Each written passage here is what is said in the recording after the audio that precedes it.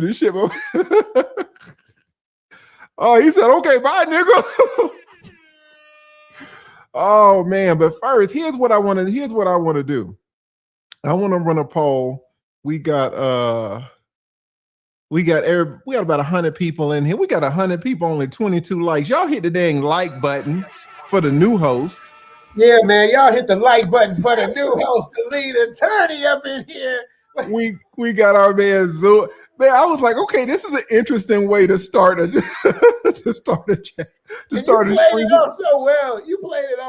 You're like, I'm taking over the stream. Okay, we couldn't hear you, but we can hear you now. Somebody write Zoom in the dang chat. Now, here's really what I want to know, guys. And I kind of mentioned this. I alluded to this in the beginning. Put an A if you think Anton squeezed out a win in this, and put a C if you think Corey squeezed out a win. I want to hear who y'all think got it. Do y'all think, put an A for Anton if you think he edged it out, and then put a C for Corey if you think Corey kind of took it. You know, a lot of people like, man, nobody won. Some people say both sides made good points. I know who I think won. I know who I think won. We gonna get into it. We're gonna get into it. I see some A's, I see some C's. So it looks like it's damn near 50-50 in this too. I don't know if you know how to do a poll, Zoom, if you want to do that. Yeah, I got Gail at night in here. She said I gotta do the poll. I gotta figure out how to do it. I'll let you go on and run the show while I figure out this poll with Gail at night. You dig? And also, I don't know if you can turn your volume up. Is his volume low to you guys, or is it just me? Let me see. To the stage.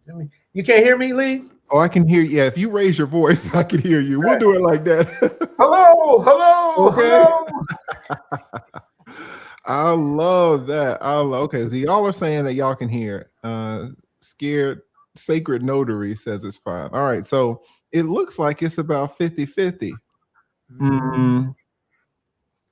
Yeah, so you know, we gonna get into it. Kind of, what are your thoughts on? And I know we got some other people coming too. I don't know if we want to wait, or I'm saying it's my show, but I don't really know how we want to do it on your platform. I want to be respectful. I don't want to be like Anton and just bogart the shit. Okay.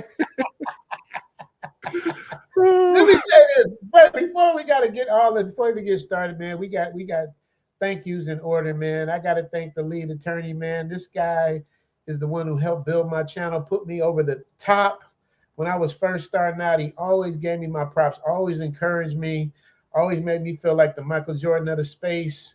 Lead, I love you. I thank you so much for everything. We haven't been on a stream together on my channel in 4 years. Oh, dang, it's been a minute. Yeah, it means a lot to me, man, to have you here and to get your input. Now, I talked to ChatGPT. I'm like, all right, what's the best way to get at lead? I was like, should I try to challenge him? I was like, should I try to give opposing side? Should I try to be opposing counsel? You know what ChatGPT told me, Lee? He said, don't do that. The lead will eat you alive. I can't make this up. He said he will eat, literally in those words, he will eat you alive. So I said, okay, new strategy. Are you serious? It's so weird. I remember when ChatGPT came out and I put my little YouTube name in it, the lead attorney, and I was so shocked that it knew who I was. So, you know, all the YouTubers who were kind of figuring out how to use it, and I would say, okay, write me a script. And when it would write me a script, it would be in this, like, you know, shout out to our white brothers and sisters, but it'd be in this white man's voice. And I would say, okay, well, chat, you know, it's a good script, but write it in my tone, write it in the lead attorney's tone. And it was like, oh, okay. And it was like, hey, ninjas, how it's going? How's it going? I was like, man. It calls me bro sometimes.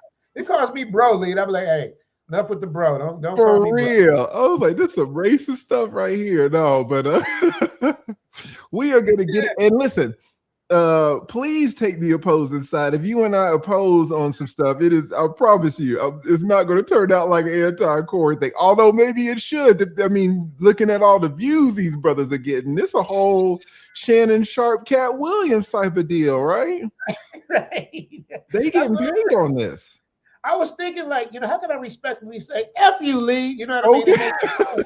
But it told me do not even try that. Don't even try it, man. It's like Lee will smash you. It's like, that's not what you want to use for something else, man. It literally told me you would eat me alive. I think that's what it is. I'm trying to find where it says exactly. You don't think think I'm making it up. It literally we could do it. We could do it because, again, I put out some views that a lot of people weren't really feeling, but I don't think a lot of people listen to this. So many people are pointing out little things, and I'm like, man, y'all don't really know what's going on. People are talking about how, for example, that Corey told Anton to say I suck D again, and Anton wouldn't say it. And a lot of people are counting that as a win for Corey. And I'm like, man, y'all don't know how this goes, because that to me was a loss for Corey. And I don't know how deep we want to get into it right now. I know our brother Obsidian's coming on. I know some other people are coming on. So, you just let me, I'm gonna fall in line behind you. I want to get down because I love how you take things from a different perspective. Challenging you is not going to be. I'll do my best, but the thing of it is, I initially was with Corey because, number one, he's from Chicago. I was born in Chicago. He worked on my show. You and I are the only two people that I know of that have worked intimately with both of them. I mean, you more intimately than me. I've never been on Corey's show, and I've never met Anton in person, but I did do a consultation with Anton, and Corey was on my show, so I have that thing going for me. But you were way more intimate in your you saying intimate quite a lot, brother. Okay, well, when I say intimate, I mean one-on-one conversation. See, everybody with the pause now. See, I'm getting everybody with the homosexuality in our culture. Right. Black people like me and do not play about that, apparently. Especially in Chicago. Like you're right. That's a culture thing. Like I remember my cousin in Chicago. My cousins are from the hood of Chicago. It's called the Golden Gates, which is right next to Argyle Gardens, which is the hood. And my cousin, who was kind of like a thorough dude over there, he came to California, he's hanging out with me, and I was like, "You busy?" He said, "Hold on." He said, "You can call me a lot of stuff, but never call me the B word." That's we don't do that. So it's like it's certain words that really will get you in a situation you might not want to be in. So Corey was right from that. And I want to hear all this too, but you got a little comment floating up there. Just take that comment down, Pip. Oh, okay. Too. There you go. Yeah, thank you, Lee.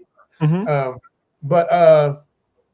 So the thing for me is, I initially was going with Corey, but when I watched how Anton held his own in terms of not being scared, because I know how ninjas move. In Corey's studio, he probably had a good 6 or 7 people there with him. I don't know how many was there when you were there. Was it just you, him, and Darlene? It was me, Darlene, Corey, Craig, and then maybe 2 other folks. So it wasn't a ton of people, to be honest. Okay. But they like, hey, man, this dude a lawyer. We don't need nobody, okay? Right. You didn't bring your bodyguard with you, did you? For real. I'm all I had. And, Corey's a big dude. That's another thing you got to shout out Anton.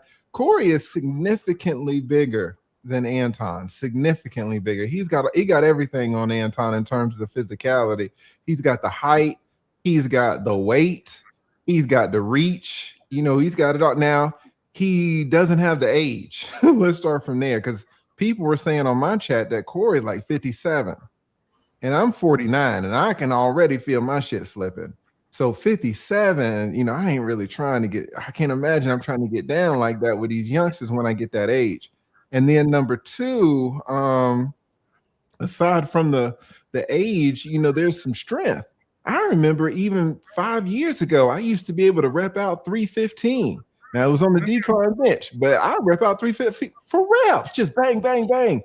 At 49, shit, man, I ain't trying to get up on the 315 for what? And so when you 57, your strength kind of goes too. Your stamina, I would imagine, kind of goes.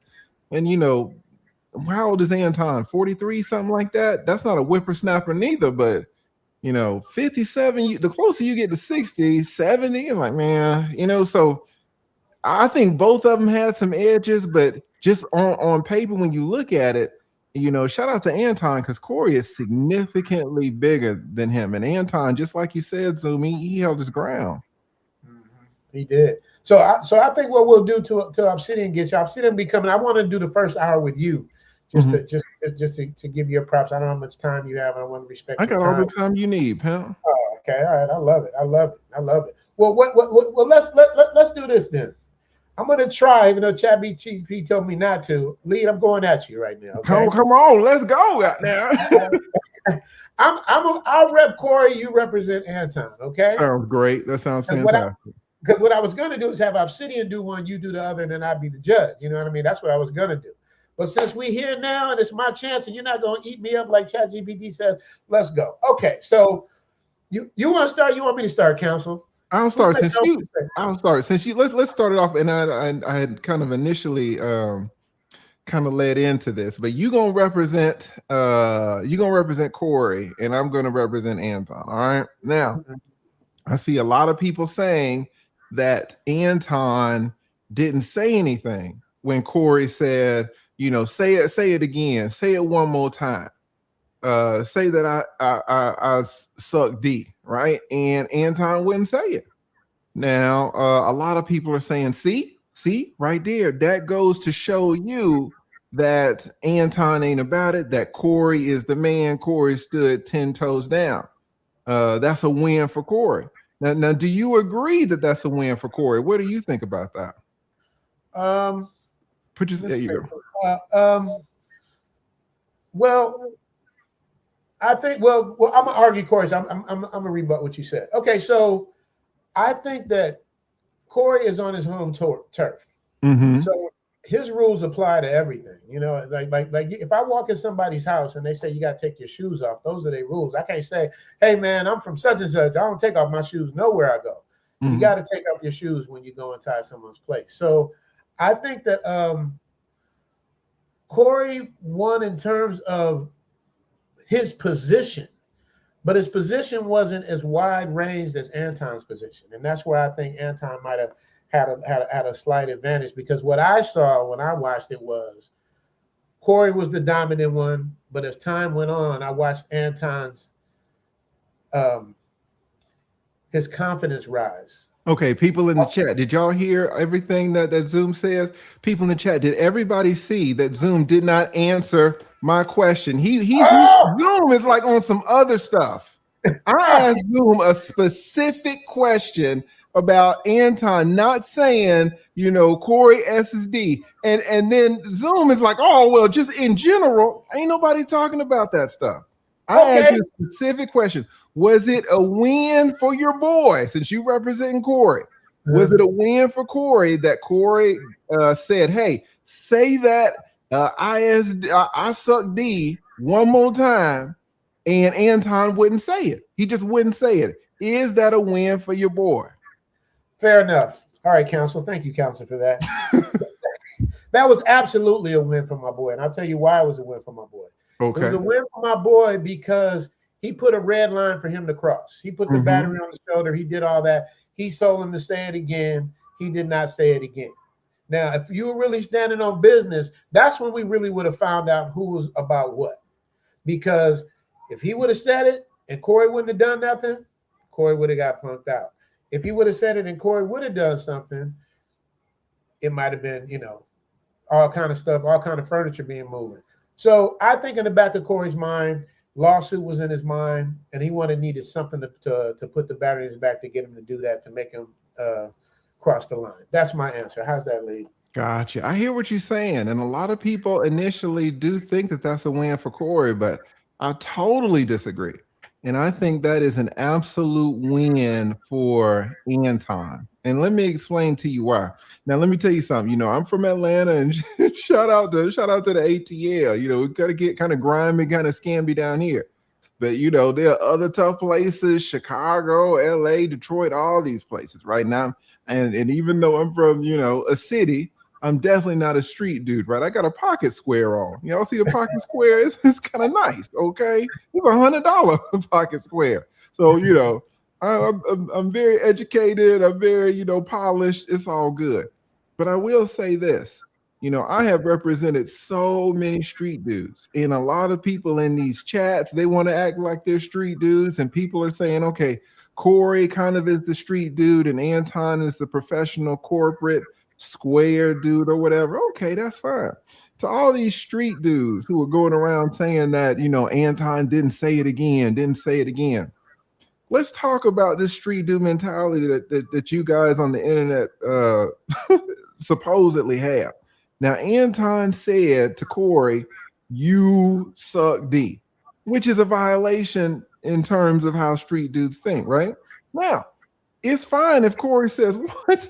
Like, just to, and when he said it, you could kind of see that Corey, he was struck, like he didn't know what the hell. He paused for like 5-6 seconds. He was like, I can't believe he said that. He was thinking, did I hear that correctly? And it's fine if you follow up, like what did you just say? Like, if you just check him again. So he said it once. Anton said, Corey, you suck D. And then Corey kind of got his bearings and he's like, no, I don't suck D. Anton said it again. He said, no, Corey, you suck D. And Corey was like, no, I don't suck D. Anton said it again. If you go back and look, Anton said it 3 times. 3 times. Then Corey was like, okay, say it again. Say it again. And for the street dudes, if you asking somebody to say something 4 times, man, show me a street dude. Okay, you got to say it 17 times. If you say it 17 times, I'm going to blast off. What street dude do you know that's going to require 4 fucking times? How many times you got to be respected? How many people remember, oh man, when I was coming up, this was the movie, Menace to Society. And in the beginning scene, your boy O-Dog walked into the dang the Korean the liquor store, and the Koreans, they get mad at O-Dog, and the dude says to O-Dog, the Korean dude says, I feel sorry for your mother. And then O-Dog turned around and he's like, what you say? And the Korean dude was like, I feel sorry for your mother. What happened? Boom, boom, boom, boom. Did O-Dog say it 3 more times? Say it 3 more times and see what happened. No, because O-Dog was a street dude. He was about his shit. What's the comedian that went to prison and came out? The Sadiq, what's the dude's name? Ali Sadiq. Ali Sadiq. Ali Sadiq said he was chilling in the day room and he was playing cards, and it got it kind of hype, and the dude was like, "Oh, you a bitch." Did Sadiq say, "Okay, say it 4 more times and see what happened"? The dude said it 1 time. So what did Sadiq do? Sadiq was like, oh, "Okay." He got up, went into his cell, put on his boots, came back and handled his work. For Corey to request that this dude disrespect him 4 times before he say, like, y'all still think y'all street dudes? Y'all ain't street dudes if you think that's a win. I'm sorry. I mean, what do you think, Zoom? Do you think requesting somebody say something 4, 5, 6, 7 times gives you a win? I'm about to knock that right over the net, Lee. Knock that right over the net. Let's do it. First of all, the people that you use as examples, they have nothing to lose. You in prison, you got nothing to lose. Now, if the dude in prison is going home tomorrow, and somebody calls him out and tries to get him in trouble, so he have to stay another year, he's going to think different. Like I said earlier, Corey has lawsuits already. He's already had a fight in his studio. He's in the back of his mind, like I said earlier, in the back of his mind, is it worth crashing out and doing this? Because I know what's going to happen. I know what leads behind that. So that's what I was thinking. He needed that bat in his back. You say there should 1 more time, I'm taking flight. So that's what I was thinking. I think it was about crossing the man. And when you use movie references and jail references, is totally different than people that got millions of dollars and a lot on the line to lose.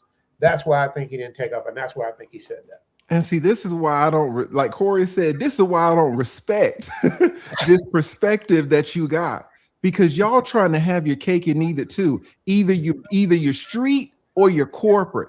Like, which one? Y'all want to say, oh, I'm street, but I'm thinking about my money at the same time. Well, just say you're thinking about your money if you're going to prioritize that. Don't try to have your cake and eat it too. Either you're one or the other. Like the street dudes, they're fucking street dudes. A lot of street dudes making $5,000, $6,000, $7,000 a week. They'll go to prison tomorrow. They making money, but they live by a code. Corey's whole thing and your whole thing with the whole Chicago and you representing Corey is, oh, that's a code. That's a code. I live by a code. Well, fucking live by the code, even if it costs you. What type of code is it if you say, oh, I live by a code, but I don't want to get sued? Man, get out my face. Well, you ain't no goddamn street dude. You worried about a lawsuit? Somebody put in the chat, what street dude is worried about a lawsuit? Man, I'm gonna answer what type of street dude is worried about a lawsuit. Tell me. Every single rapper in the game is worried about a lawsuit. Every single comedian. Oh, okay.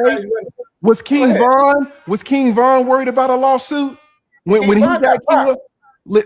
Exactly, because he was a street dude. Was Nipsey Hussle worried about a damn lawsuit? And we see how they ended up. What's your boy who just went to jail? He's gonna be in jail for the rest of his life. The dude with the dookie dreads. What do they call it? He slid for the dude who slid for Vaughn. What's his name? Chicago. What's his name? Y'all in the chat, let us know. I think were you talking about these rappers who are scared for lawsuits? Zoom. These rappers are going to prison. These rappers are going to jail. What are you talking about? They go into prison for life. You named 3 people, and the 2 that you named are dead. So you can't even count. Exactly, because that's where street dudes go. They go to the grave and they stand on it. Fact. You trying to play both sides. You trying to be all street dude, kind of by name, but then I'm worried about a fucking lawsuit. I'm street dude by name, but I'm worried about prison. I'm street dude by name, but I'm worried about the grave. What kind of street dude are you? You making my point again. Anton did the exact same thing. No. Don't go to Anton. We're talking about your boy right now. We can talk about Anton in a second. We're talking about your client. We're talking about your boy. My client did the exact same thing your client did. Let's take it outside. Let's do this. Let's do that. So wait. So you're saying that your client wanted to take it outside? I'm saying my client said that he would. I'm not saying that he would. And then he sat his ass back down. Anton stood up multiple times, and your client sat his ass right back down. How did he want to go outside when he's sitting his ass in the studio? Well, I can next respond question. I'm through with this witness. Give me somebody else. This is ridiculous. I'm saying, where you at? Hey, let me say it. But Lee, you said they both did the same thing. They're both trying to play street when they're corporate. They both did that. They both guilty of that. How am I wrong? Anton was not trying to be a street dude. He wasn't. It was your boy who was saying, tell me again for the 5th time. Tell me again for the 6th time. So many people miss that Anton said that this dude sucks D 3 times. How many more times do you want the man to say it? That's the number one thing. Number 2, how is Corey a street dude if he's worried about lawsuits? How is he a street dude if he's worrying about jail or prison? How is he a street dude if he's worrying about death? That's easy. Once again, Jay-Z is a street dude. He sold drugs. He's corporate now. Jay-Z was a street dude.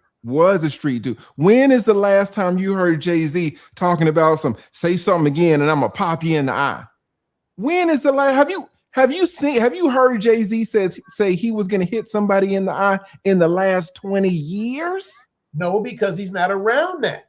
He's taking himself away from that. You got to remember, Corey is in his bubble as well. Corey don't be out and doing stuff in the streets like that. Corey's in his own world at this place, and you're disrespecting him in his home.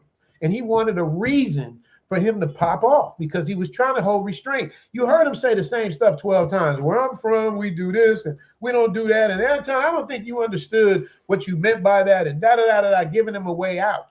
He never, ever, ever, and I never heard him say the suck dick thing.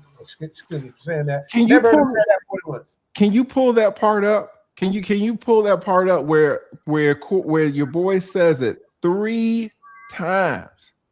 I don't have that. I have you reacting. Let me see if it comes up here. Let me. I don't know. So big shout out to Brian. I didn't catch that, but I think you're right. I think you shout out to Brian. Somebody write Brian in the chat. I didn't catch it, but I think that's where this is coming from. I like that. I like that. Sorry guys, I haven't been streaming in a while. I wasn't even letting y'all listen to the shit. Doing something wrong, then step back and do what's right. That's what I would tell kids. That way I would be from the heart. Shit. Put a no if you're like, you know what? I don't want to see Anton on the show. I think they did it one good time. We don't need Cat Williams back on Shannon Sharp. Like at one time. What do you think about that, Lee? Should they do it again, or will they do it again? I think Corey might want to do it. Whenever you lose, you kind of want to run it back. I don't think Anton gains anything from doing it again. And I think if Anton does it again, I think the chances of hands getting put on Anton are probably much higher. I really do think they are. Corey put out some clips today of this. He put out some shorts where, of course, he was looking like the man.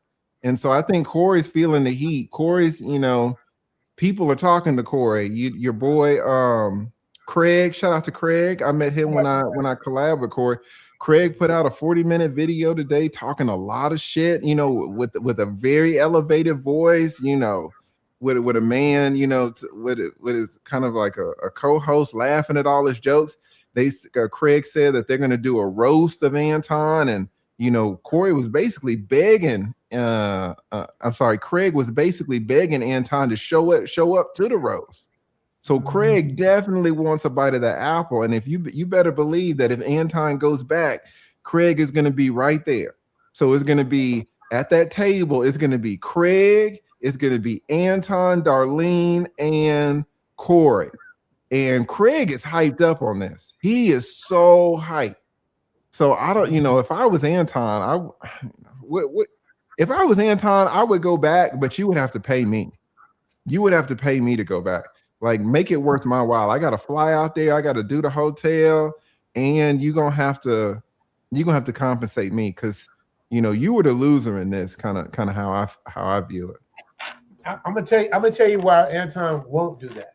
Mm-hmm. Because Anton is a chess player. Like you and I, you play chess, I play chess. Anton plays chess. He would never go back in Corey's den. He would invite Corey to come to Detroit and come in his town and stand up to him like he did in his town. That way, Anton gets the advantage. He's not going to go back in there and give Corey the advantage again. I don't think personally he would do that. Wouldn't be smart on his part. Or they would have to be in a neutral place. You know what I mean? Maybe Atlanta even or something like that. But they're not. I don't think he'd ever go back in that den again, no matter how many bodyguards he got. What say you? I mean, he do got bodyguards. Like, if I was him, I wouldn't go for free. But there's definitely an amount of money that would be paid that would entice Anton to go back. I don't know what that is because Anton makes a ton of money, but now and that's another thing too, guys. I watched this the other day. I tried to pull this Corey's video up, and y'all might not notice this. Y'all might not think about this because y'all aren't YouTubers. Corey's video got age restricted. What does that mean? It means it got demonetized. Like, not only did it get demonetized, it got and even though it got age restricted, it still got 300,000 views. So a lot of people are like, oh, Corey made all this money on the damn stream. He's gonna make all this money. The damn thing got demonetized. Now, YouTube wasn't wrong in demonetizing it. All us YouTubers know we got to watch our language and stuff. The language in that stream was outrageous. But I don't think Anton's reviews of this got demonetized. I did a live on it. It didn't get demonetized. So many other people have covered this, got tons and tons, hundreds of thousands of views. But shit, man, when you think Corey's shit got demonetized, it's like, man, that's not that's messed up. That's kind of unjust, right? So I don't know. If I was Anton, I wouldn't necessarily be, chomping at the bit to go back. Anton, he likes to talk about his money. A lot of people criticize him for that, but he makes a lot. And it's very difficult to make $100,000, $200,000 every 30 days on this platform, especially as a black person. It's difficult. Right. You got to put out a lot of content. Anton will put out 10, 15, 20 videos a day. You and I think we're talking Zoom about, content and volume, and you were talking about, how you want to edit videos, and your editing is first class, but editing takes time. And the less you put out, the less content you put on this platform in general, the less you're going to get. Whereas Anton will put out 15 videos a day, and he'll walk away with 150,000 in 29 days. So it's like, do you want to get the money, or do you want to be an artist? Right? I mean, we don't have to get into these YouTube conversations, but for the people in the chat, suffice it to say that Anton makes a killing where it's not a cakewalk. It is not a cakewalk to make tons and tons of money like that consistently. Anybody can have a month where you get 50,000 or 60,000, but to back 103, 110, 150, 175, to do that for 6, 8, 12, 15 months back to back, like people don't really see behind the curtains. Like Anton is he's hardcore on this platform. Now, Corey's not big like that on YouTube in terms of the money, but Corey is humongous outside of YouTube. You know, because you worked with Corey way back. Corey's trajectory, his career is so long. Listen, Anton is a great YouTube. He's a live streamer, but it's difficult for Anton to consistently get 15,000 people in his chat every time he goes live. Corey's been doing that for years. So that lets you know that Corey has an extremely deep following. People love Corey and what he's doing. So both of these men are Goliaths, right? But it kind of went down. It went down when they got together, and it gave us a lot to talk about. It did. Now, who do you think had the most to lose out of that situation? It's kind of hard to say without knowing how much Corey makes. The person who has the most to lose is the person with the most money, right? Or the person with the most possibilities. And Anton has been very, very transparent with the amount of money that he's making. And he's making a ton. He's making millions. I don't know if Corey's making millions or not. Now, Corey's doing tons of, Corey's not making millions off YouTube, but that doesn't mean Corey's not making millions. Corey's doing shows. He's working every single week. After I did the collab with him and Craig and Darlene, we all went to dinner, and he was, talking a little bit about the shows that he had and stuff. Corey getting bread. But it's not like I was sitting there pocket watching, asking him about his money, whereas Anton tells people that. But shit, man, Anton, he makes a ton. So, I think in terms of reputation, Anton had more to lose, just because Anton's financial engine is built on him being up here. And I'm telling you guys this information. He's got 20, 30,000 people in his Patreon. Guys, I don't know if y'all know what that means, people in the chat. But if your Patreon is $5, $10, $15, $30, what somebody tell me if I've got 20,000 people or 25, if I got 25,000 people in my Patreon and they're paying me on average $10, $15 a month, every single one, how much money is that every 30 days? And that's just the Patreon. That doesn't count my YouTube channel. And he's got multiple channels. He's got the Anton Daniels show. He's got the morning show. He's got the Room 9. He's got so many shows. So it's like, I would think I'll just say Anton, since I'm supposed to be taking Anton's side in this. I'll say Anton had the most to lose, because if Corey gets embarrassed, comedians get embarrassed, it's fine, whatever. But if Anton gets embarrassed and people are like, wait a minute, I thought you were up here, but now you got some comedian dude that's gonna sun you, I might stop listening to you. I thought you were different. Whereas Corey doesn't necessarily have that. Although Corey definitely has a brand, people ride with Corey so much, man. So people don't want to see Corey get embarrassed. But if Corey gets embarrassed, it's like, okay, well, Corey gets embarrassed. You know, all comedians, they'll do shows and maybe a show won't go so well and they'll get booed. But it's not like if Corey or Dave Chappelle or Kevin Hart does a show, you know, on Friday at 6 p.m. that people aren't showing up on Saturday at 8 p.m. You know, they can bomb on stage and people will be right back. Whereas if you are an influencer and you're supposed to be giving all this game, and then it comes out that, you know, you're not really who we thought you were, people will pull that support and you might not ever get it back. So I think, you know, just based on that, Anton had the most to lose. Okay, I'll take that. I gotta see somebody saying, you know, all leads taking Anton's side. And so I know some of y'all are just joining, but that's kind of what we're doing. You know, I was supposed to be representing Anton, and then your boy Richie is representing Corey. So that's kind of how we kind of got started off. Till our story gets you, we might switch and have you do the other side, because what you did on your stream, you looked at it from both vantage points, and you found good and bad points in both. That's that next thing I did with you when you talked about how Anton said he did something and then he said he didn't do it. And you're like, you did it, Anton, you did it. So I have that part in there too. But before I do that, I got to do something I learned from the lead attorney. You got to pay homage to the super chats, and we got a sponsor that you and I both know. Let me get to a couple of these super chats. Let's give it up to my man. Dude, every week this person comes through for me. E1976, and I stole this from El Guapo, man. I reward them with super chats. So check this out, lead. I made this for E1976. Yeah.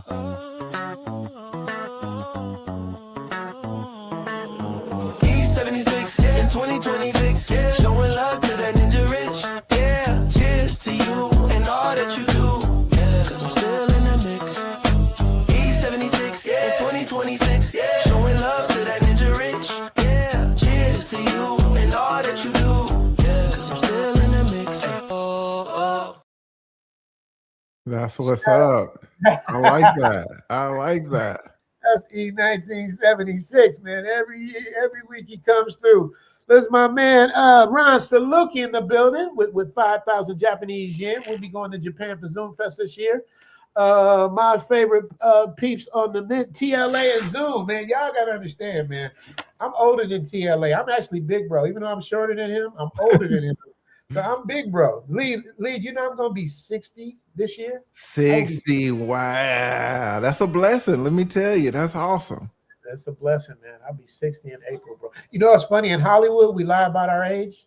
In Hollywood, I'd say 40, 45. Really? Online, oh, yeah. When you're online, everybody that went to school with you, everybody you knew, everybody you grew up with, you cannot lie on the internet. You have to tell the truth. They'll find you out. Yeah, you'll find out quick. So I had to give him that. Let me see. What can I give him for that 5,000 yen? I'm gonna give him the. I learned this from Guap. I'm gonna Shout out to El Guapo. Shout out to Guap. He's coming up in a minute. I'm gonna give him the dancing girls. Here we go. You know?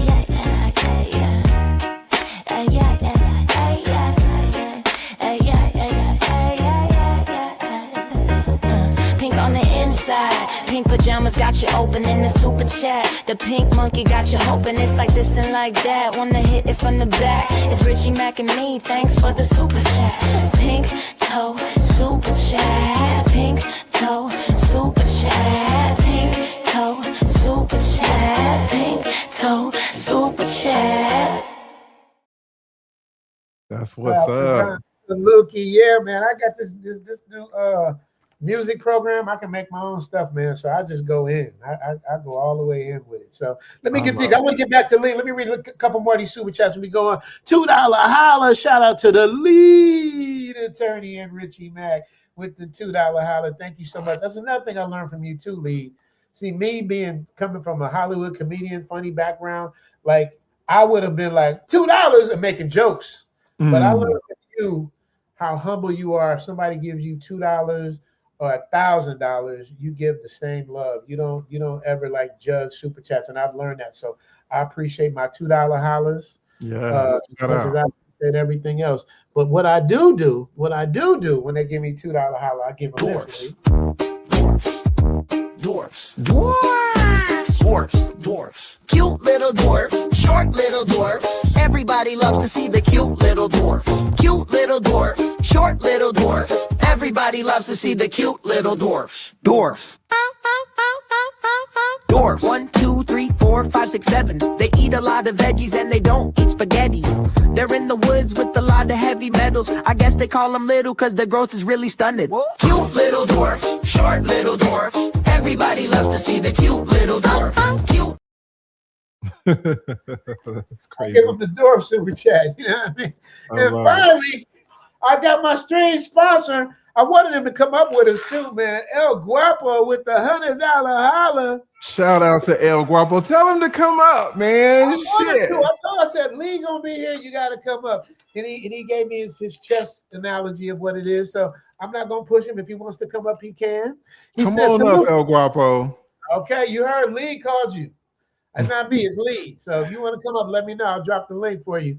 So salute to Richie Mac and TLA, two of the best in the game. Rich, I'm knocking out some reports for work, but shoot me a link. Oh, okay, I'll try to join in a little bit. TLA, OBS is the best. All right, you guys. Yes. I'm leaving the link for El Guapo to come up. One of the best. Where do you rate El Guapo as one of the most eloquent speakers, Lee? Where do you put Guapo? Oh man, he's amazing. He's absolutely amazing. You know, unfortunately, he's wedded to this OBS BS, right? But in terms of his voice, in terms of, you know, how he expresses himself, the concepts, you know, just a beast, absolute beast. And I think one of the best content creators ever in terms of the Passport Bros. You know, I mean, he's just one of the Goliaths in that space. So 100%. Shout out to there it is. You got that. You know else is good? Coach Andre is really good too. Yeah, shout out to Andre. Love crossing borders. 100%. Yeah, he gets down. All right, so let's get back to it. Let me see. Did I send the link? Make sure I drop the link for Guapo. Yes. Let's see. We got the link down here. Want to thank Lead Attorney again for giving me his time. Damn, there's been a lot of comments. Damn, I didn't even get to read all these comments. There's been a lot of comments. They love you, man. So many people riding for Corey, man. They ride for Corey. I mean, his shit is deep, but then you got the bag chasers too, right? So that's the thing. You know, everywhere that I see, it's kind of split 50-50, which is what you love. Yeah, that's right. It's pretty much down the middle.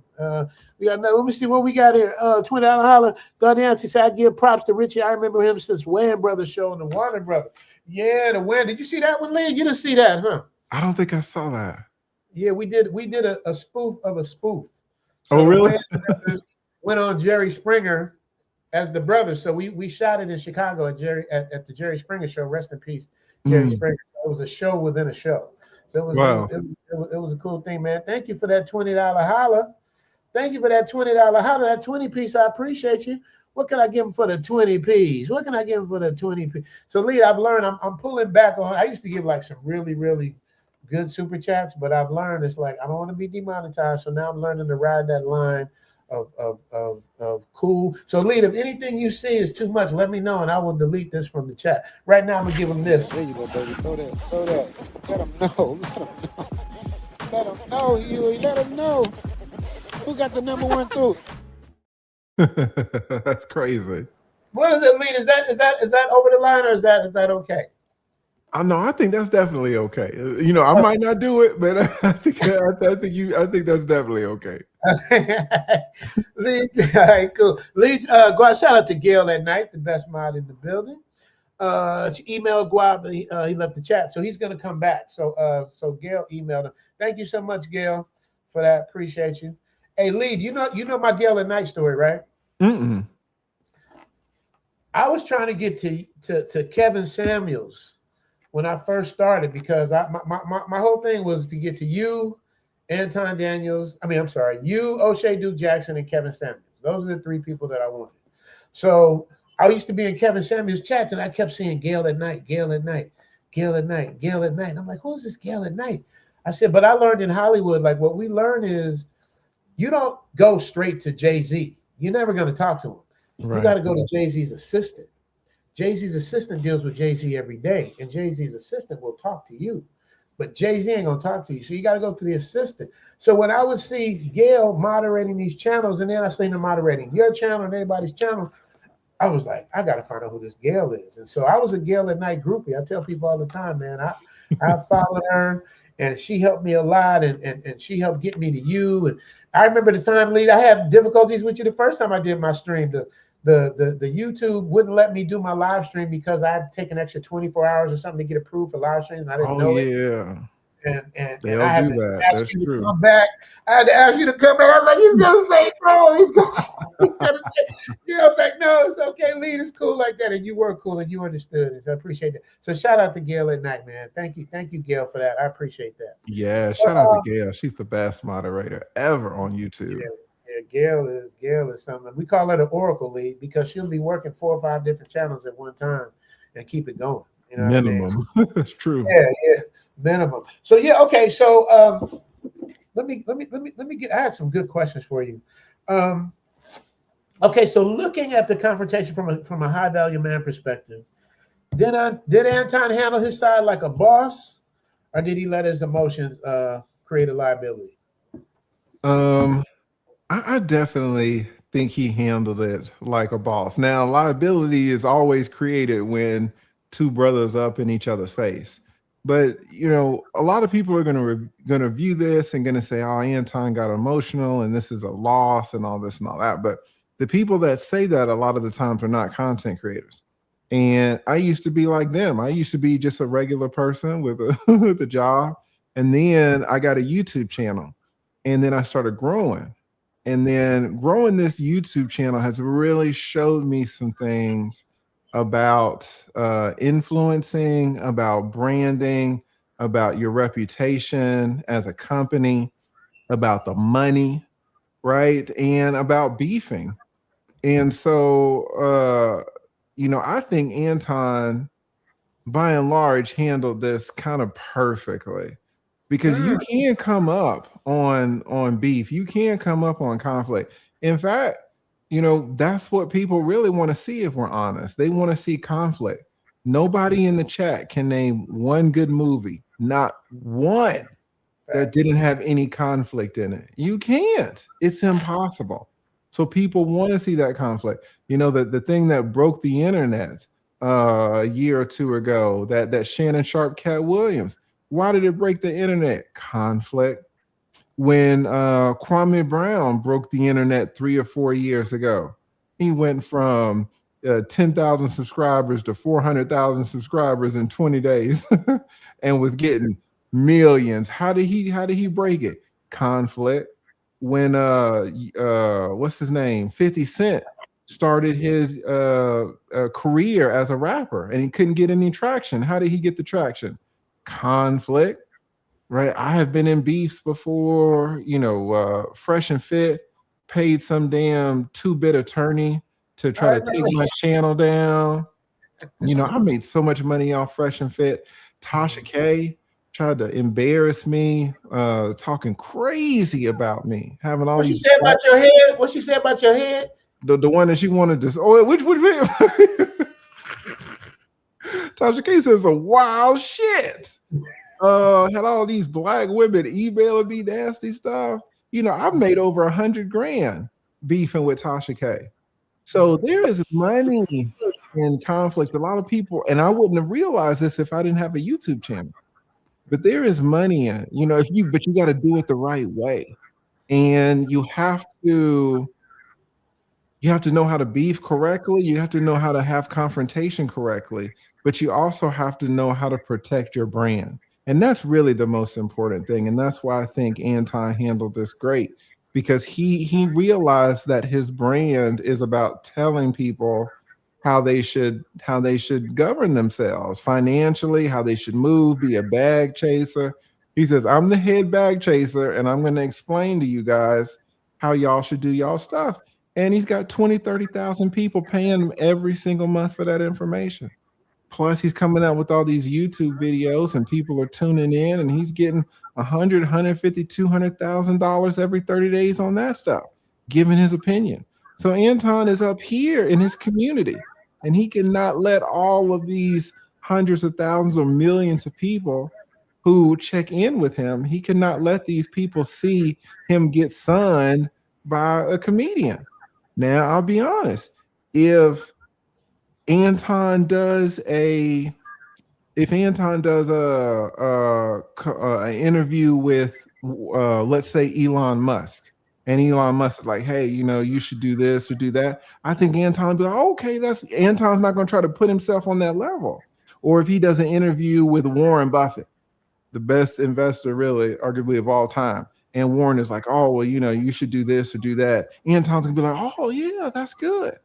But Anton's supposed to be like that with Corey Holcomb.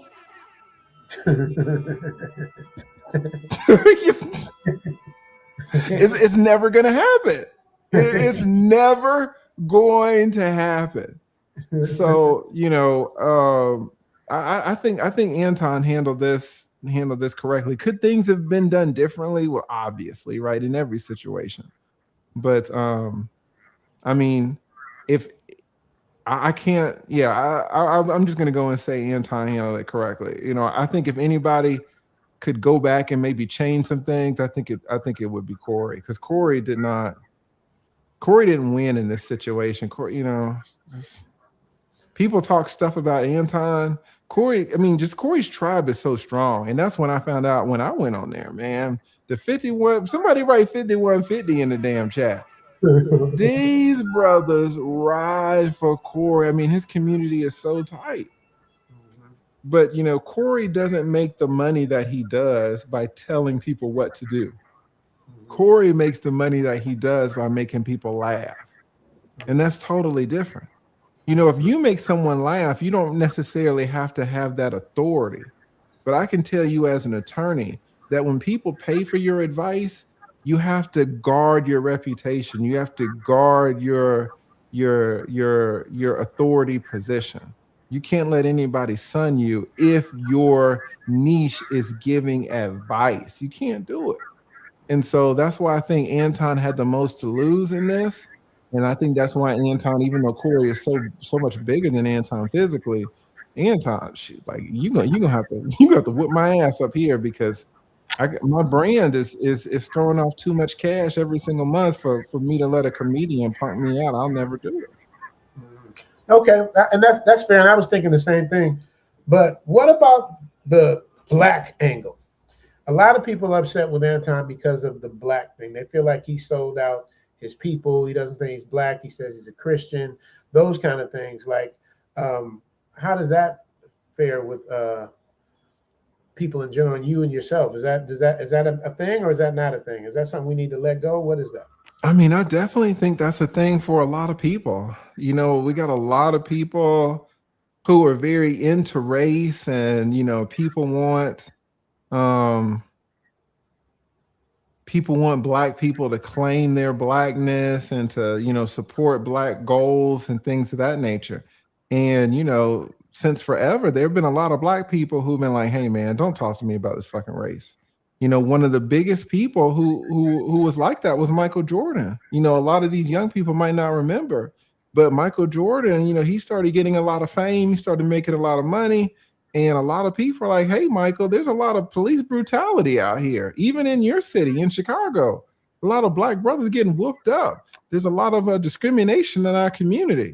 Shouldn't you need to be saying something? You're kind of the number one guy in the entire sports world. Michael Jordan was like,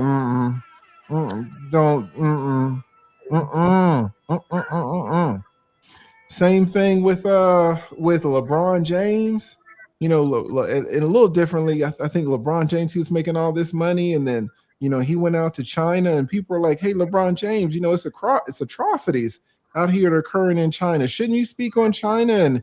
And shouldn't, by the way, shouldn't you speak on black people too? LeBron was like, don't fuck up the money. I ain't gonna do it. So now Corey Holcomb is like, oh, Anton, you black, you making all this money, but you talking about black people. Shouldn't you be talking about, white people too? And, shouldn't you be supporting the black community? Anton's like, man, I view myself as a Christian first. So, people have to kind of view this in the historical context. Anton will not be the first black person, nor will he be the last black person to say, hey, I don't want to focus on race. And I don't blame him for it. Race is super tricky. We can even argue about what it means to be black in this country. I took my 23andMe a few years ago. I found out that I was 18% white, but I'm still black, right? But then where's the cutoff? Somebody in the chat, put the cutoff. When do you become not a black man? Is it if you're 51% white? If you're 25% white? If you are, 75% white? Let me know. Can we have a consensus of 1,000 people who will all agree, oh, this is the amount of black blood that you need to be an African American in this country? People won't agree. So I got somebody that can answer that question, Lee. What's that? I got somebody. There you go. Oh, there he is. Yeah. Oh, he got the robe on too. Oh my God. There he got is. The Anton look. Baby, Team Anton. Let's go. There he is. I love it. I love it. What do you think, by the way, since we're going to bring you in on this? What is the definition of an African American in terms of the amount of black blood and white blood that you have in this country? What's your opinion on it? Well, historically, it has been one drop, correct, if I'm not mistaken. So, one drop makes you black, and I'm cool with it. But I don't want to belabor that point too much. First things first, let me explain myself. Now, a lot of times people ask me, why are you wearing sunglasses inside? Because these are transition lenses, okay? So they turn dark on the inside for those of you that don't know. I know I'm a C student. But with the Versace robe and hey, shout out to Anton, man. I know Anton got an oyster flex, man. Hey, I had to bring it out for you, dog. But shout out to Team Anton, man. I'm the 6'2" Anton. Let's go. I love it. I absolutely love it. Take Gail's comment down, Rich, so they can see my little banner, man. Oh yeah, I can. Yeah, thank you. There you go. There you go. Anton, the sack chaser. If that's not the most homosexual thing I've ever heard in my life. Wait a minute. You gotta tell me. Wait a minute. I thought that when somebody gives a shot, you can't be mad at the response that they give to you. Isn't that what happens, Lead? Isn't that what happens, Rich? I mean, so you saying that you out here chasing nut sex? I don't understand. The new beef in town. It's a new beef. Yeah. No, it's not beef, man. It's not beef. I'm a fan of Anton. I'm talking about you and Lee. I ain't talking about Anton. I'm talking about you and Lee. Oh no, we're just great. That's pretty disrespectful right there. He's my dog. Well, aren't they the sack chasers? I think they're the bag chasers. God damn. Isn't sack a synonym for bag? What are you talking about? It could be. I don't know. Give me okay. I don't know. All right. That's hardcore right there. But your boy got the robe and everything. I want to be like Anton when I grow up, man. Listen, Anton making a killing on YouTube. I will say he's making a killing on YouTube. He is making a killing on YouTube. Yeah. So can I throw this out there? Mm-hmm. Yeah. And Lead, you talked about it, and you are very uniquely situated to speak on this along with Rich. I know that you were on the 5150 show. It was a great show. You were sweating like a hog, but it's all good. You know what I'm saying? It was hot in that bitch. Joe. I was greased up. I was embarrassed how much I was sweating. It was so hot for me in there. I don't know why it was, but I was dying in that damn thing. Right. So I'm gonna say this. I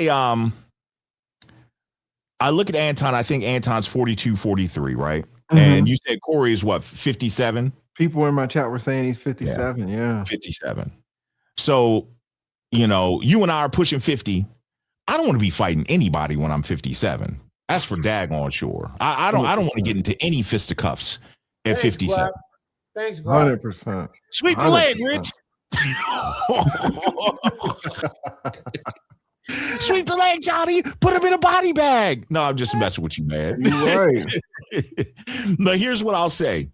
I personally think, and you brought this up, Rich. Lead. You didn't realize how big and how fanatical Corey's audience is. Mm-mm. He has a fanatical following. I believe Corey Holcomb saved Anton's life that night. Really? I really do. Yes, I absolutely do. I think by not getting up and engaging in the physical, Corey saved Anton, because imagine if Anton, and I brought this up to Rich earlier, imagine if Anton, they would have gone out bat and Anton would have beat Corey up like he's been claiming in subsequent live streams, right? Imagine that would have happened. Do you really think once word got out that there weren't 4 or 5 crash outs in the LA area that would have sought revenge on Corey? I got a story to tell you. Here's a story. I'm a kid from Baltimore. Hey, man, I'm from Baltimore. You know what I'm saying? I'm a kid from Baltimore. The worst butt whooping I ever took, I was in 11th grade. And I had been out of school for a few days, and I saw one of my classmates in the lunch line. His name was Philip. I went up to Philip. I said, hey, man, I was asking him about some physics homework and stuff like that, because I was kind of nerdy. You know what I mean? I was Air Force ROTC. I'm in my blues. I'm in my dress blues, you know, and I was the deputy commander of the junior ROTC. And I'm talking to Philip and everything, and I'm halfway up the lunch line. I'm like, you know what, man? Guess what, El Guapo? Let's just stay here. You're 6'2". You do what you want to do.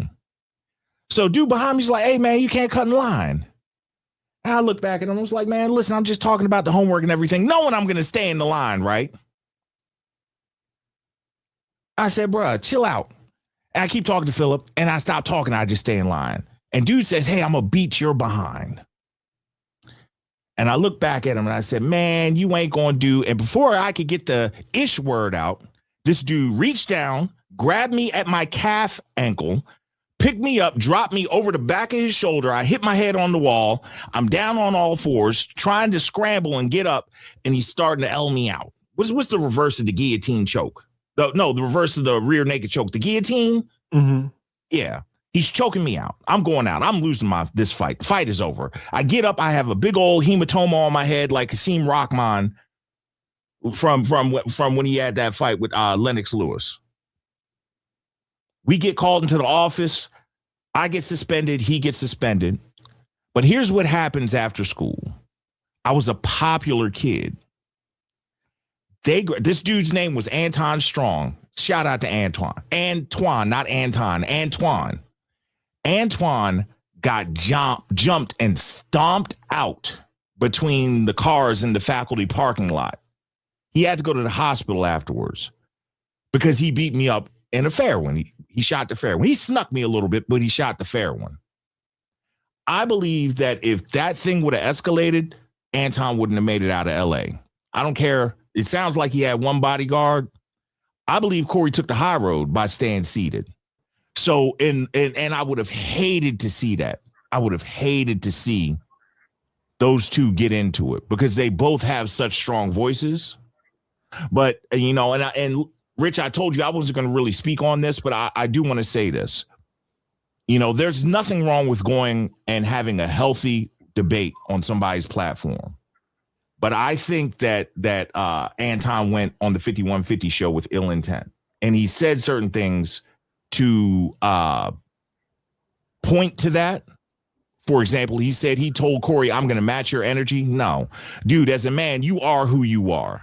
You know, if you're going to be a stand-up dude, a Christian, you know, the closest thing to Jesus, as Anton literally has exclaimed himself to be, the closest thing to Jesus you will ever meet. Those are his words, not mine. If you're going to be that, be that. That doesn't mean you get down in the gutter and the muck and the mire when things get tough. Y'all know who John Maxwell is? Lead, you're in Georgia. You know who John Maxwell is. He has the Maxwell College for Leadership up there north of the Loop, up there, north of the up 85. Never heard of him? I don't think so. Okay. People in the chat will know who John Maxwell is. Mm-hmm. John Maxwell says, you know, you always take the high road. So you go invited into somebody's house. Rich, I heard you give this analogy before about taking off the shoes. I don't care what went down. I invited you in my house. The fact that you have the gall to say that or even insinuate that I fillet men, we got a problem, bro. We got a serious problem.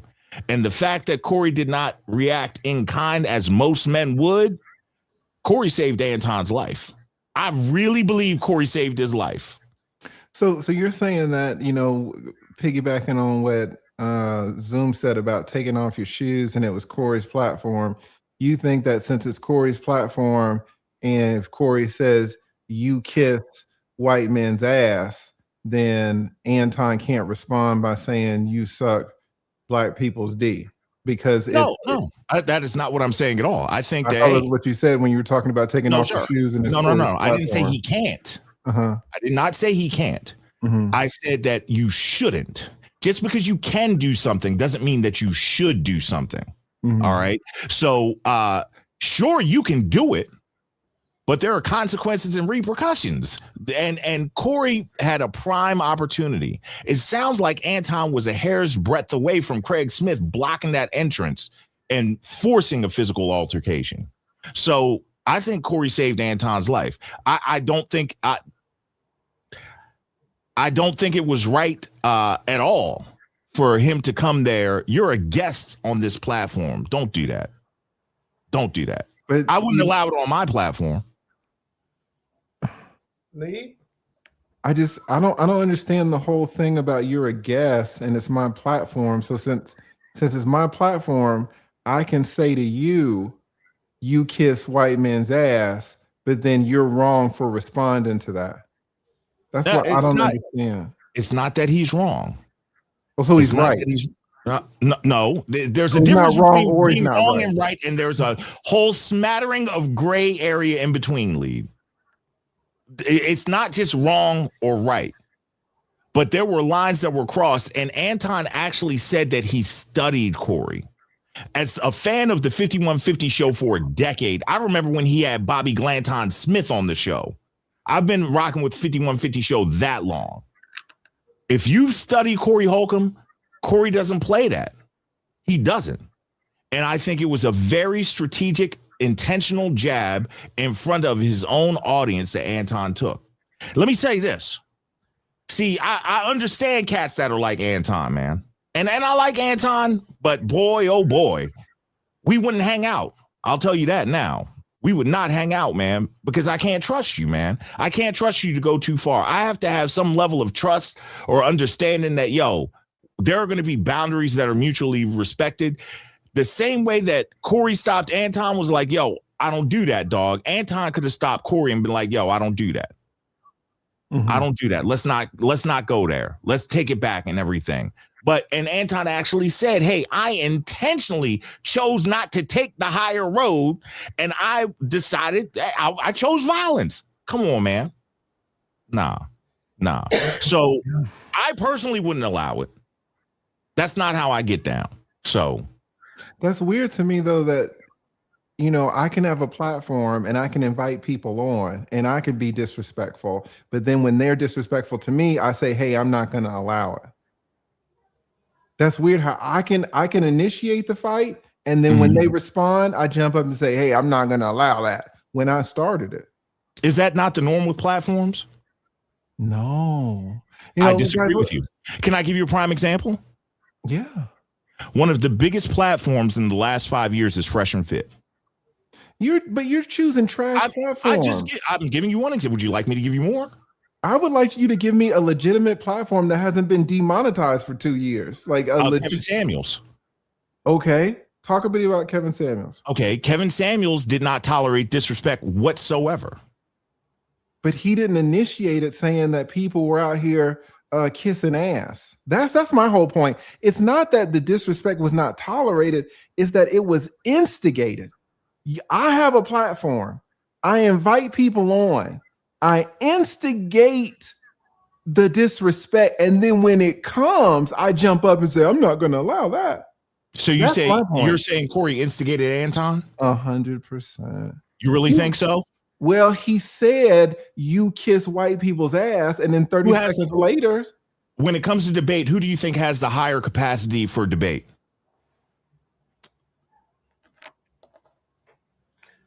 That's easy, Lee. You got that. No, let him answer, please. I'm in terms of going back and forth, in terms of a debate or in terms of entertainment. I asked the question how I wanted to, sir. In terms of debate. it's difficult for me because you've watched way more. I remember you and I talking when I was going to go on to the 50-50 show. I don't really know Corey like that. So it's hard for me to say, it's hard for me to judge Corey's debating skills if I don't really watch the content like that. I'm being honest. So I would guess that it's definitely Anton. Would you agree, Rich? Absolutely. I mean, that's a no-brainer. I mean, Lee was just whooping my ass when we were going back and forth about. I would also say, and correct me if I'm wrong, I would also say that Anton is way more calculating than Corey is as well. I believe it was an intentional act to be overly, and we've talked about, Lee, you and I have had this conversation before about the value of being disagreeable. But Anton was overly disagreeable on that platform. I absolutely believe it.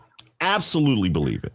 I think it was malintent from the very beginning. Now, I will say this. Corey started out with loaded questions. He absolutely did. But I'm going to tell you, man, like Anton was determined not to pull any punches. And here's where my argument, I believe, gets galvanized. It's not in the incident. It's in the aftermath. We've heard nothing from Corey, and look at the media that Anton has put out since then. It was calculated. And I said this. And I'll say this because I recently spoke on Anton and his beef with the Passport Bros, and I said this statement. I am a firm believer that Anton, he's like the Highlander. He thinks there can be only one. He thinks that by blowing out somebody else's candle, his candle will shine brighter.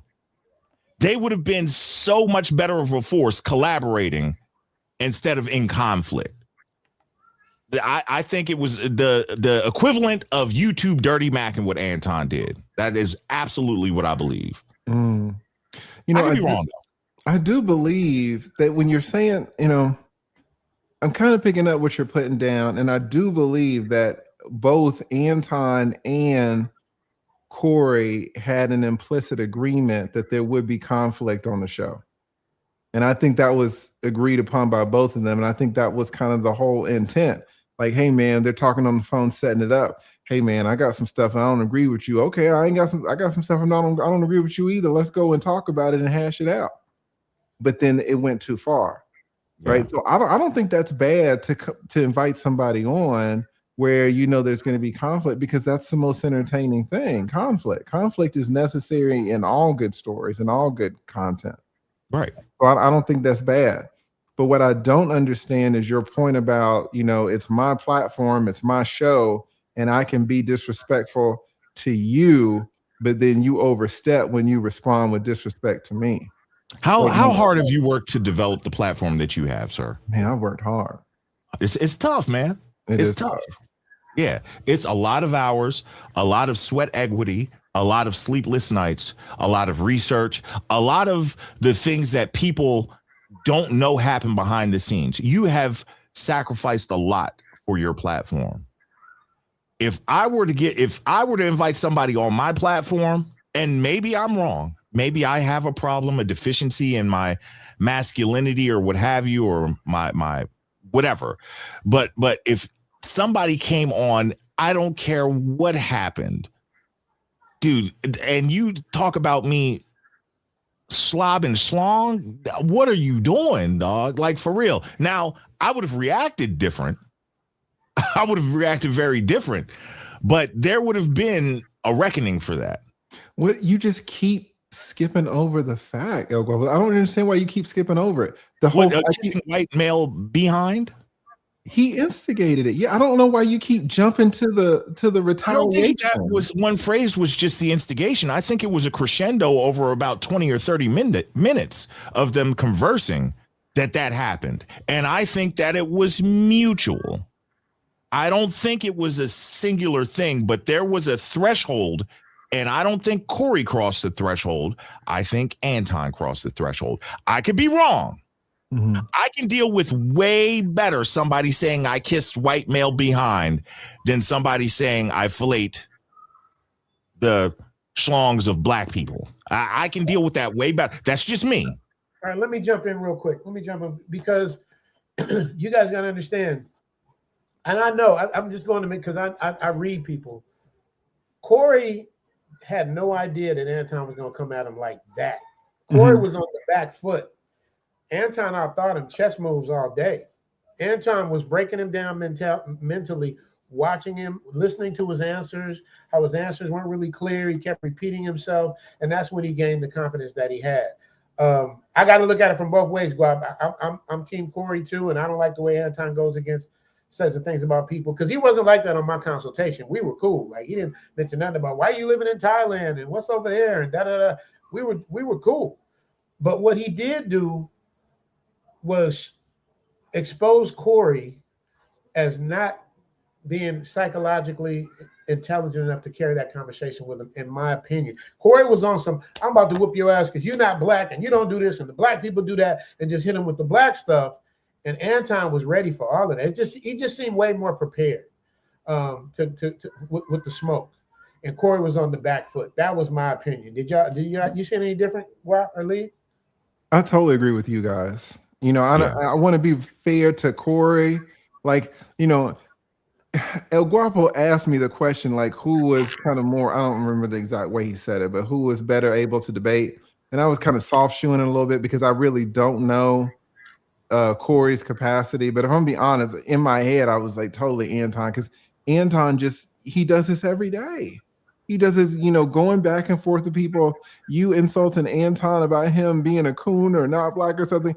Anton has handled that every single day, multiple times for years. Like, he's ready for it. There's nothing that Corey can say to this dude.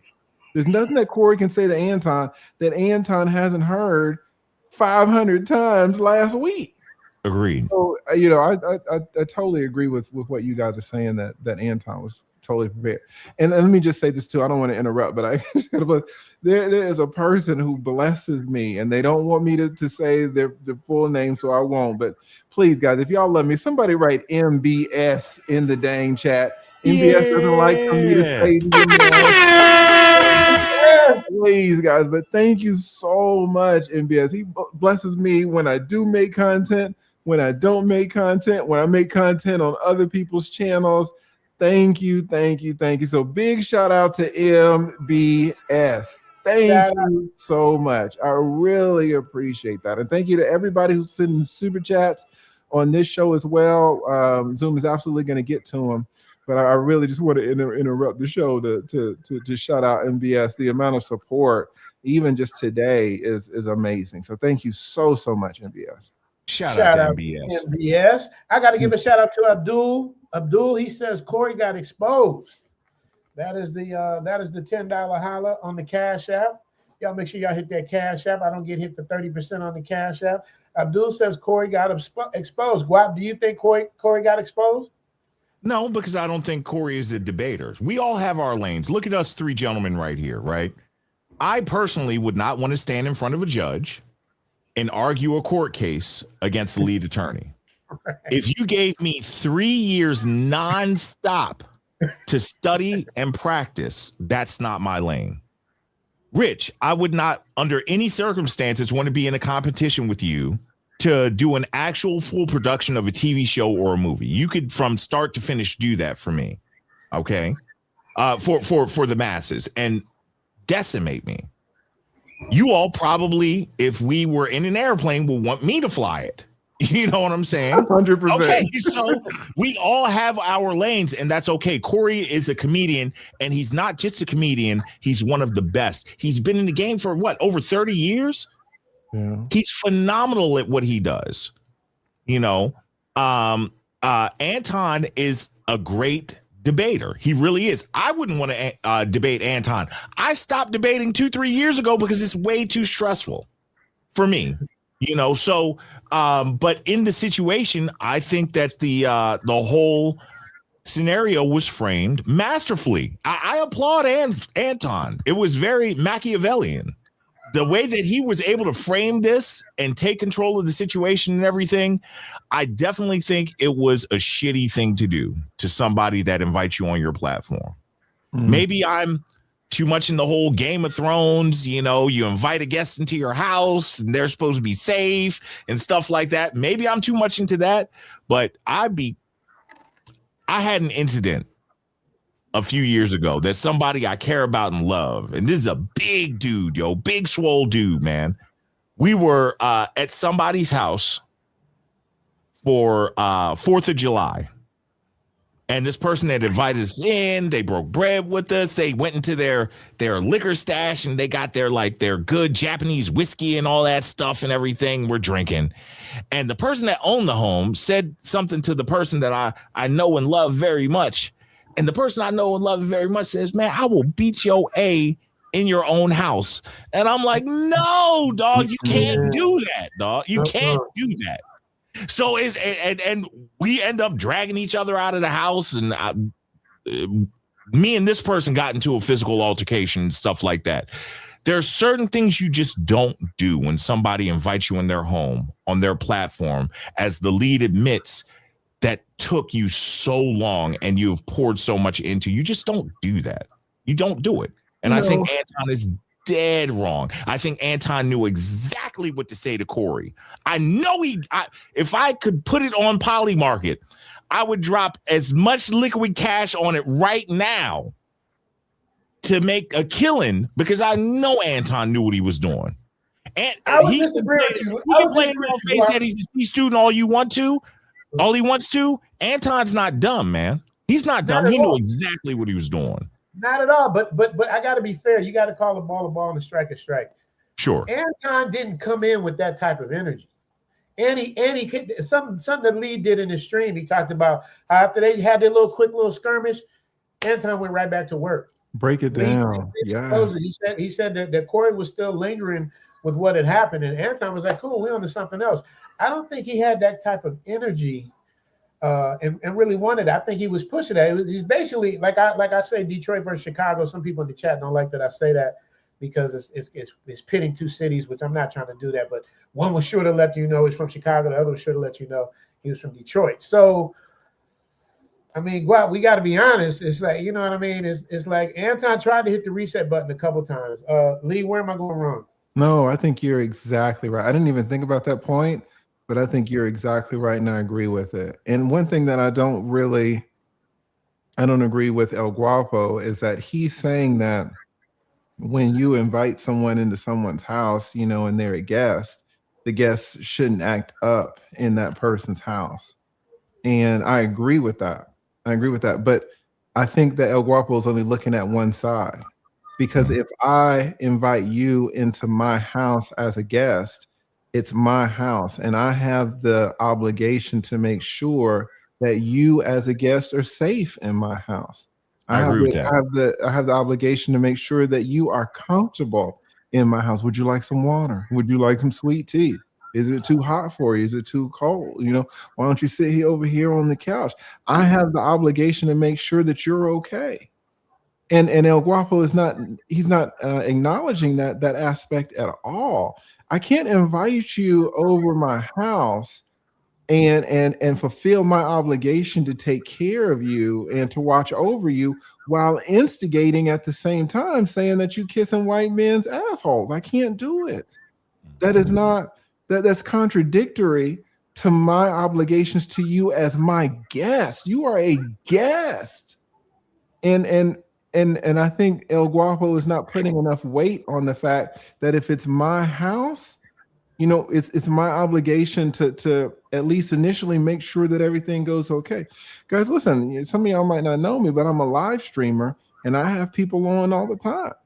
I've had a lot of big people on. I've had Abin Preach on. I've had Kevin Samuels on numerous times. There have been times when Kevin Samuels would come on my show and he would get to talk, and in my mind, I'm like, man, Kevin, you wilding out. And he's like, some of the stuff that you're saying is wrong. It is wrong. Like you're going too far. But he's a guest. Why would I say, oh, no, Kevin, I hear you, but that's not really how child support works. But you know what I'm saying? You're a guest. And I don't think that El Guapo is acknowledging that fact. If me and Abba from Abba and Preach, we kind of got into, and Abba's like, oh, I don't know about this red pill community, and I could have jumped down his throat, and I said, no, well, let me explain it to you. And I did it really nicely, I did it really softly, and I was like, oh, okay, no, I see what you're saying. I thought the red pill community was like this, but I see your point. right? Yeah. So if it's my house, then I should have the obligation to take care of who's in it. And I don't see El Guapo acknowledging that. He just wants to jump straight to Anton. So can I throw this at you, Lee? Why am I instigating you? Why am I poking you if you're my guest? Yeah. You've specifically been invited into that house. Correct? The 5150 house. Yes. You have actually, I've not experienced it. Richie Mac has not experienced it. You've experienced it. Did you feel welcome? 100%. All right. Did you feel safe? Because that's another term you brought up. 100%. Okay. Did you feel threatened at all? Never. Okay. And you had to say, if I remember correctly, it's been a while since I watched that live, but I think there were 1 or 2 points in there that you had to, with your level of expertise, completely correct the room. But like, that's absolutely wrong. This is the way it is. Whoop-de-whoop-de-whoop. Am I right in that? I think that happened. I might be thinking of valuetainment. I might be wrong. Time. I can't remember. Yeah. Okay. But the whole crux of my thought process is that it was all respectful, right? Yes. Okay. I have seen a myriad of other guests on the 5150 show, and the 5150 show, especially the chat, has been known to be potentially volatile. Is that fair? Yeah, I found that out. Okay. So what is the outlier this time? That's a great question. I'll tell you what the outlier is. The outlier is that when Corey invited me on and we talked on the phone, it was never this whole thing about, we're going to have conflict. It was never this whole thing about, I don't agree with you. Well, I don't agree with you. It was never this whole thing about, I'm going to match your energy, right? Me and Corey, we were on the same page in terms of these goddamn women, right? It was supposed to be all love. Right. So you're asking me what the difference is? That is the difference. The whole tone was different. But even if you come into my house and I acknowledge you're coming in and there's going to be conflict, it's my obligation to make sure that conflict is contained and that it goes the right way because it's my house. Yeah. You're putting the onus on the guest, and that's what I disagree with, at least in terms of the default, the initial premise. Right. The initial person who should make sure that everything goes okay is the owner of the house. A welcome, safe place for us to have a healthy debate. And I believe, and I've watched the actual full version of the live stream all the way up until Anton left. 3 times? I think 3 times thus far. What I hear Corey say a lot, and I'm not making it, Corey's a grown man that I've never met before. So I'm not beholden to Corey. But I've heard him say, hey, well, listen, tell me what I missed, because I've never heard you say this before.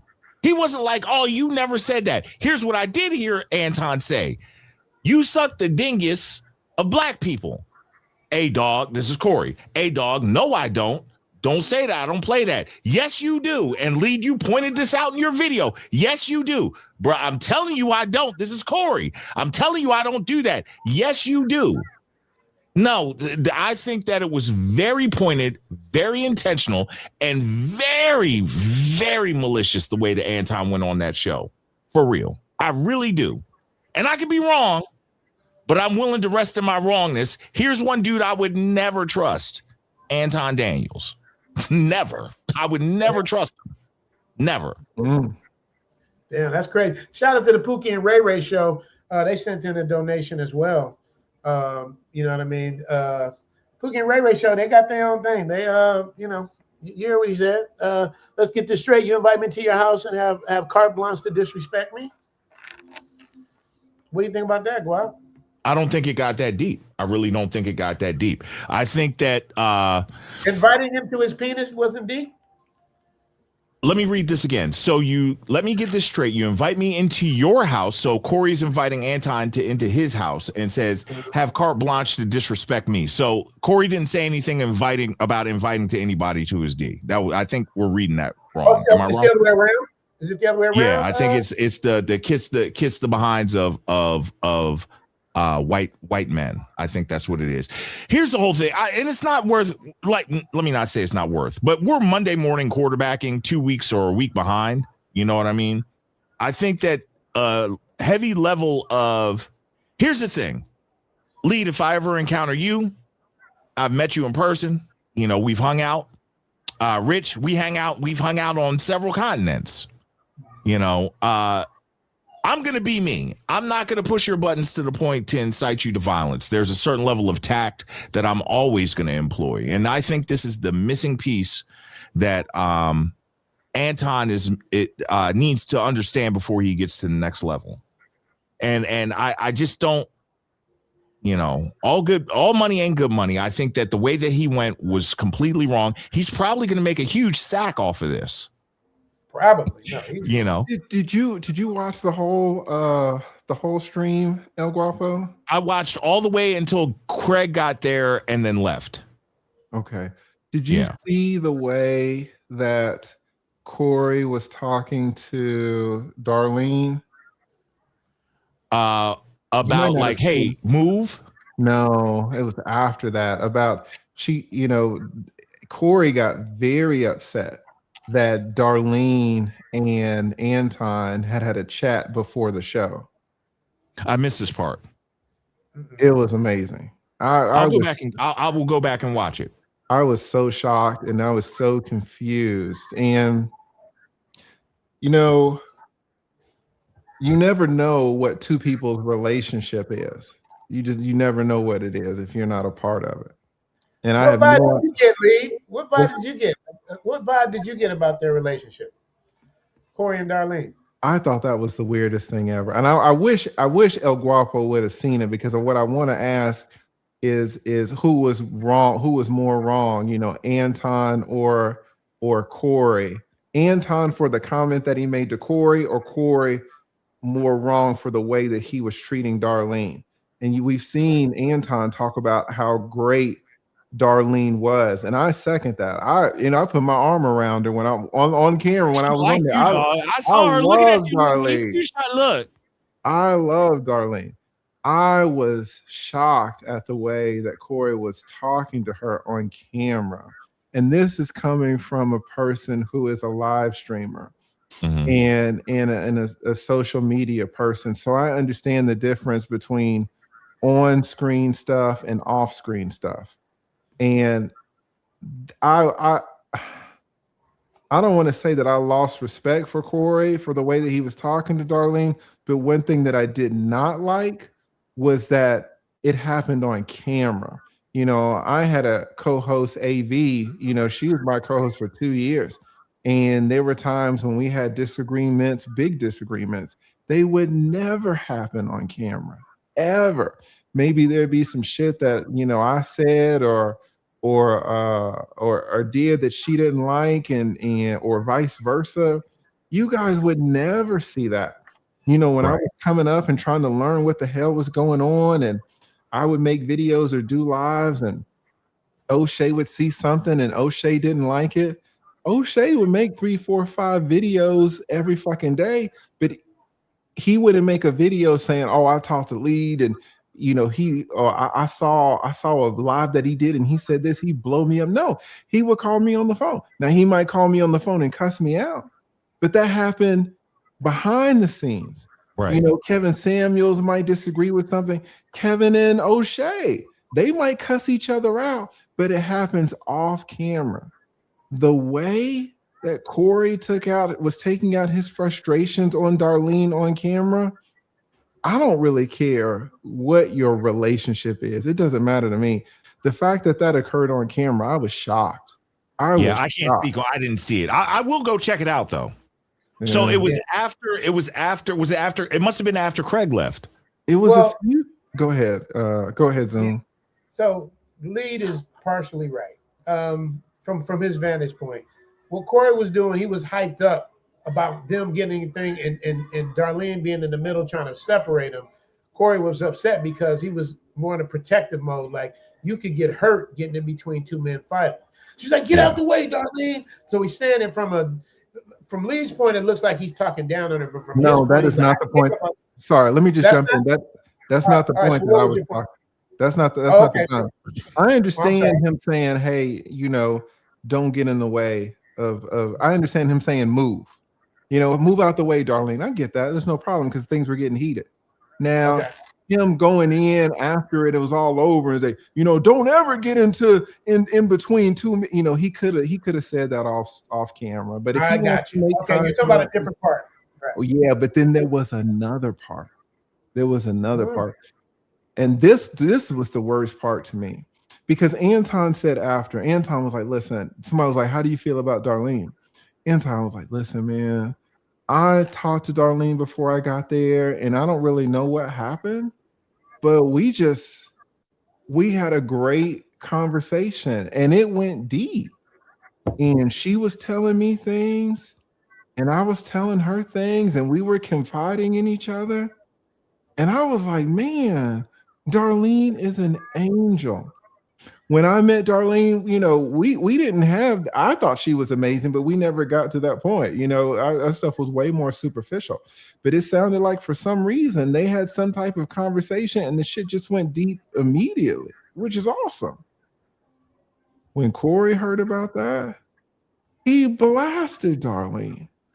He was like, you should never, no woman should ever talk to a man. You don't know what his intentions are. You should just say hi and bye. You should not.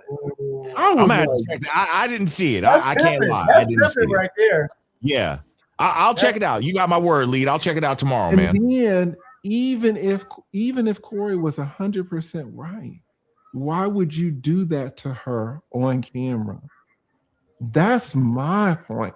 If Kevin Samuel's mad at me, or O'Shea's mad at me, or AV's mad at me, if anybody's mad at me, let's talk about it. Why are you doing it in front of 15,000 people? Corey cannot go live without 15,000 people in the chat. Imagine, and you already know there's a power dynamic. So it's not like Darlene's going to stand up for herself like that. So Corey knows going in, I'm going to sun you and I'm going to beat up on you, and you're not going to do anything about it. And I'm going to do it while there's 15,000 people in the chat. And some of you fuckers who are all 5150, shout out to y'all. Y'all never met Darlene. Darlene's awesome. Maybe y'all don't have platforms. Maybe y'all don't know about on camera versus off camera. I was shocked that happened. I was shocked. I got another. That's wild. I got another perspective on that. Coming to the stage, the fourth and final member of this group is Obsidian Ali. Hey, what's good, Obsidian? Good to see you, brother. What's going on, Obsidian? You been listening to this? It sounds like Obsidian's muted. Yeah, it looks like you're muted. Sorry about that. My apologies. I was muted. What's going on, everybody? Good evening. And thank you to Richie Mac, our illustrious guest, to have us on. Before I even get started, Lead, how you been, man? It's been brought to my understanding that you had a health challenge in the past year or so. I just wanted to check in with you, brother, see how you was feeling. I appreciate that. I'm taking it day by day. So very good, very good. My all of my best wishes and prayers for you, brother. We need you, man. We need you. That. We need you, man. We need you. And I just want to say, it feels so good to fellowship with my conclave brothers, Richie, El Wapo, and the lead attorney are my conclave brothers. Once you go to a conclave, you're considered one of the fold. And glad to be here. The lead attorney did a superlative job in Atlanta in 2023. Gave a keynote address. Everybody was on their feet. I'm a bachelor. Everybody knows that. But after Lead got finished talking, I was even thinking like, man, I don't know, man. I don't know. Evaluate my life. Now to the matters at hand, I am deeply Many people have been contacting me about this.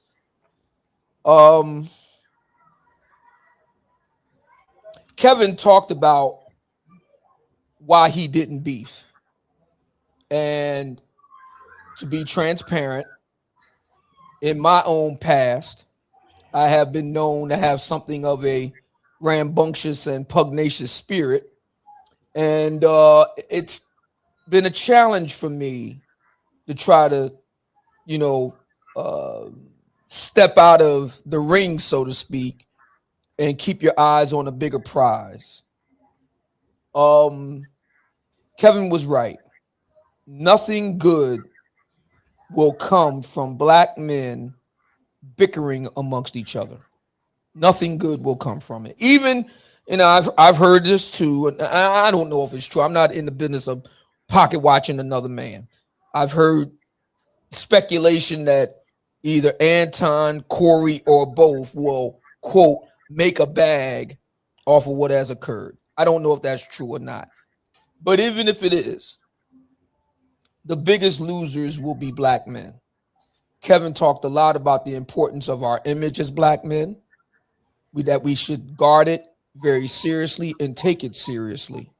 And I am deeply disturbed and saddened that all the good work that both Anton and Corey has done, Corey is immensely talented as a comedian, all of that is by the wayside now because everybody is just focused on what has occurred in the past week.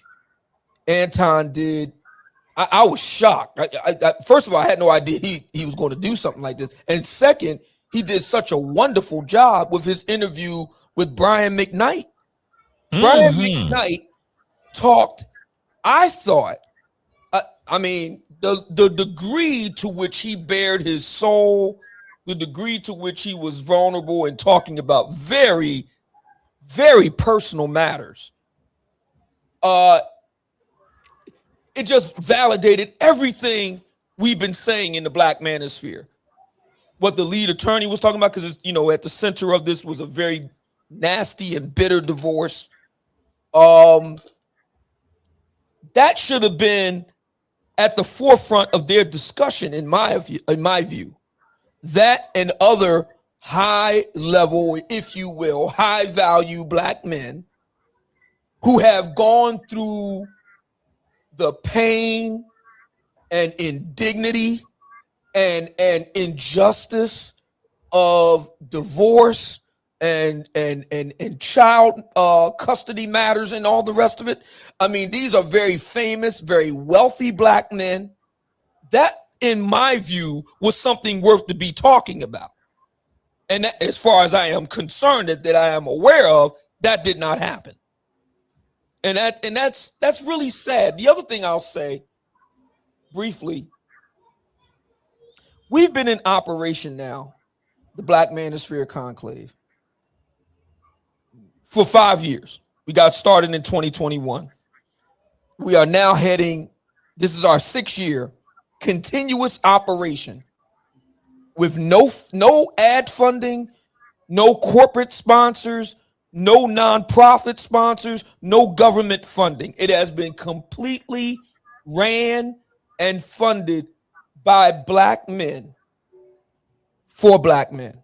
And in 5 years of operation, last year, we started bringing ladies in on the ladies' side of it with the 5F conference. So we've actually had black women in our midst.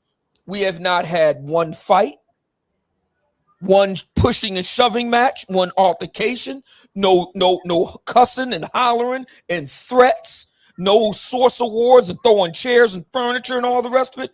We haven't had one Me Too type allegation, no SA.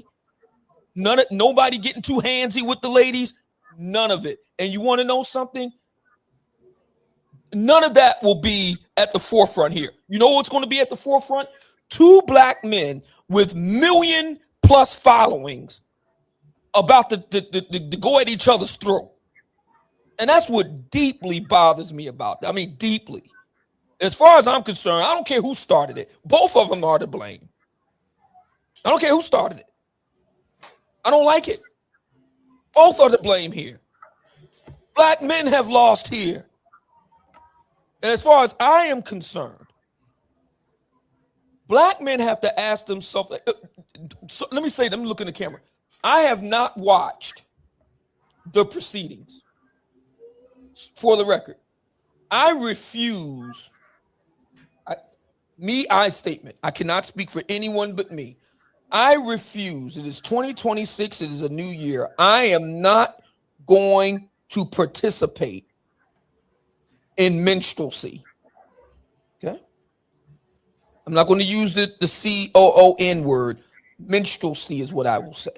I refuse to participate in it. There are other black male podcasters who participate in what I consider to be foolishness. I'm not doing it.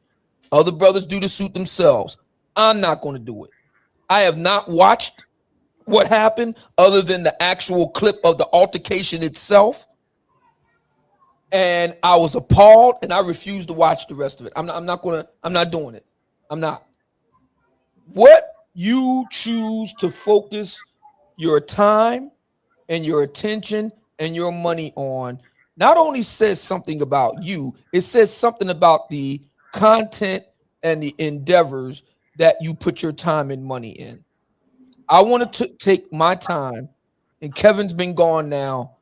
You know, it's almost 5 years. He's been gone almost 4 years now at this point. I want to take the rest of whatever time I have and focus on helping other black men become the best versions of themselves. That's what I want to do. Can't speak for anyone else. I can only speak for myself. That's where I'm at with it. Okay. Right. Who's going to argue with that? Anybody want to debate that? No, he's right. He's right. Yeah, I agree 1,000%. So Obsidian, so that kind of diminishes the questions that I was going to ask you about this, because I wanted you. What I was originally going to do is have you argue one side, and have Lee argue the other side. But since you haven't seen it, and you've given a pretty detailed, I did see the altercation part. I did see that, but as far as like the whole broader, thing, no, I didn't. Okay, that's fair. So, hey, so Lee, we have. I'm gonna be in Atlanta next week. I'm gonna come to your house like Rick James with my dirty boots and drag them through the mug. And listen to me. I don't want any consequences or repercussions because you invited me in. Because listen, hey, I'm a guest in your house, but bump respect. I'm gonna drag your boots. And I hope you have a nice, beautiful white, like camel hair couch. I hope you have one. The white couch. That's exactly right. I'm gonna bump your couch, man. I'm gonna bump your couch. I'm a guest, baby. I can do what I want. Right. Speaking of that, you gave me a super chat. I didn't get a chance to acknowledge you being the stream sponsor. Can I give you my stream sponsor dance? Or not necessary, brother, but I would be honored to receive. Now, I'm not El Guapo. Hang on. I'm 6'2" Anton. Let me put my glasses on. Go ahead. I'm ready. Obsidian, forgive me, but I'm going to bring out the pink toe for El Guapo. You did. Here we go. Richie Mac. Zoom. Fest. Welcome to the land where they all smile. Suwadi Kai, more fun than a law allow. Your vacation turned into a staycation. PS5 Thailand, that's the PlayStation. Y'all used to talk that ish. Richie Mac, zoom to Thailand is the thanks I get. Positive, coming by the thousand. Once they come to visit, see it's hard to come up out of it. Yeah. Hey. Yes. El Guapo is the stream sponsor. Thank you. Shout out to El Guapo. Somebody write El Guapo in the chat, guys. And I know I asked this again, but the amount of support that this particular brother is blessing me with. Somebody just please, if you love me just a little bit, somebody write MBS in the name. Let's go, MBS. Thank you so much. Thank you, MBS. Cannot tell you, brother. I cannot tell you how appreciative I am. So thank you. I really appreciate all of your support for me and the content. So thank you. Even on other people's channels, you're blessing me. So there's really no way for me to really express how grateful and appreciative I am. So thank you. And thank you to everybody in the chat who are shouting out MBS, really supporting me and the message that I'm trying to get out. So thank you. Hey, can I ask a quick question real quick, Rich, before I know you're about to go? Go ahead. Real quick question. Lee, is MBS a male or a female? I don't know. And shout out to MBS. He never, I'll say he, but it could be a she. I don't really know. Never wants me to know name or her name. Never wants me to shout out the amounts that he or she gives. Kind of super secretive, but so supportive. So that's a great question, Richie. But I definitely want to respect MBS's wishes. But yeah, it's just an amazing amount of support. So thank you. All right, I'm gonna give a super chat because even beautiful women appreciate beautiful women. Guap, I'll let you come back right after this super chat for MBS. Is there a cure for this? I don't want it, I don't want it, I don't want it, baby. Ooh, if there's a cure for this, I don't want it, I don't want it, I don't want it, I don't want it, baby. Ooh. Big shout out. Thank you so much, Richie. I appreciate that. Big shout out to MBS. Thank you. Welcome to demonetization, brother. I know. Is that so? That's my thing. So that's my thing. You think that's a demonetization? I'm certain, as the resident expert of pushing the limits with the dancing girls, I think you just went over it. But what do I know? I'm Anton, baby. Oh my gosh. Anything goes, son. We're on your platform. I don't care if we get demonetized. I don't care. You hear him, lady, trying to get his jabs in on you, but I love it. I love it. It's not jabs. Right, it's not what jabs. was you gonna say? You was gonna say something. I can't remember. It wasn't even important. I don't remember. Okay, I thought it was something you were gonna say quick. So okay, so I'm gonna get back to what Leeds thing was, since Obsidian hasn't seen it. Obsidian, you can watch parties if you don't want to watch it. I totally understand. This was Leeds a reaction to this, so we'll get to it. I loved your take, Lead. Was it? The live was dope. Put a yes if you want to see him back. Put a no if you're like, you know what? I don't know. Man, a lot of people y'all are saying yes. Man, Anton, Corey, I think y'all might have to do a round two. Let's go. Myself, I was like, you know what I'm doing right now, Phil? I'm putting pressure on him to get me back on the show. But it ain't working by saying that he's not going, because it ain't gonna work like that. But I'm saying Corey don't like this, dog. He don't like this.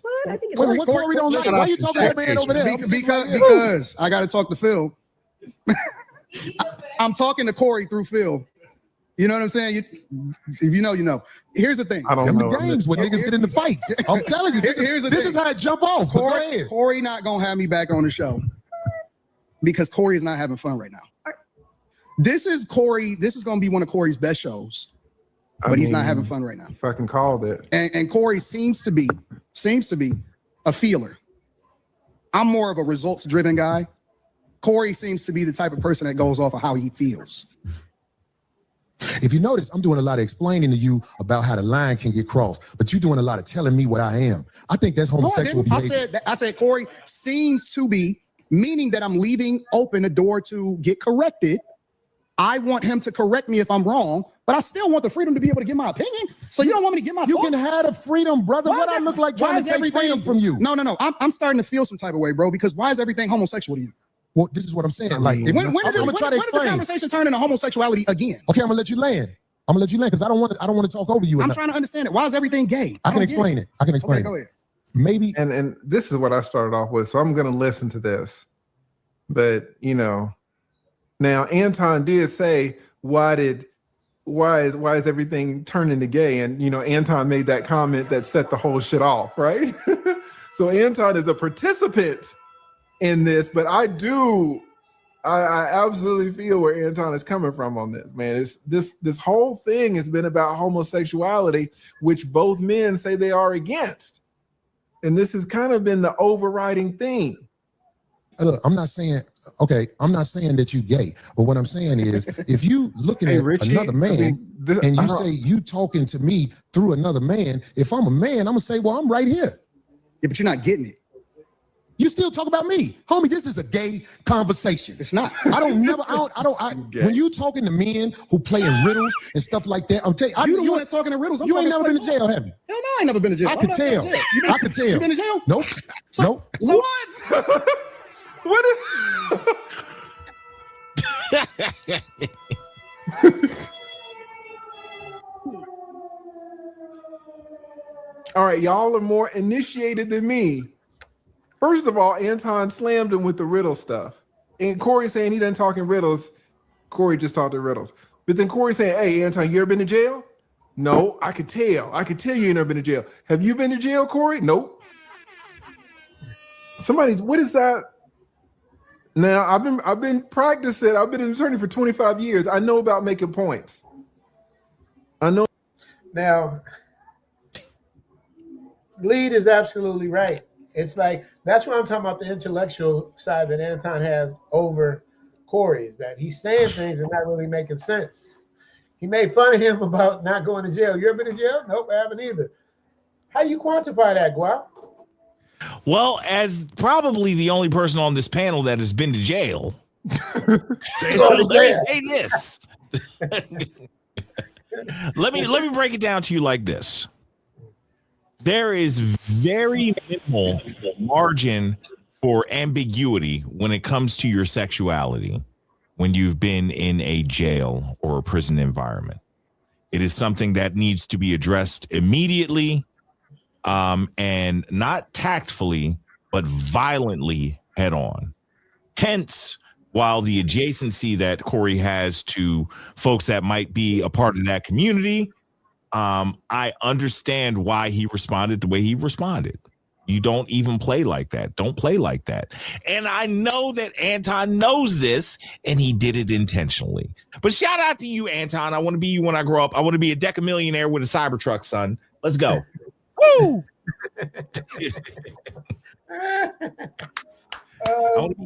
Hey, Lead, you met Anton, right? Yeah, absolutely. You said Corey is bigger than Anton? Definitely. Can I ask you a question, Lead? Yeah. It's going to be controversial. You don't have to answer this, okay? Because I don't want to put you in harm's way. You ready? Yeah. Mm-hmm. You've been in fights in your life, right? Yeah. Okay. People Anton's size. Hey, watch your mouth, Guap. This has nothing to do with you. This has nothing to do with this is me and Lead. By comparison, have you long stroked more people Anton's size or fought more people Anton's size? Don't answer that, Lead. Don't answer it. Don't answer it. Don't answer it. It's incendiary.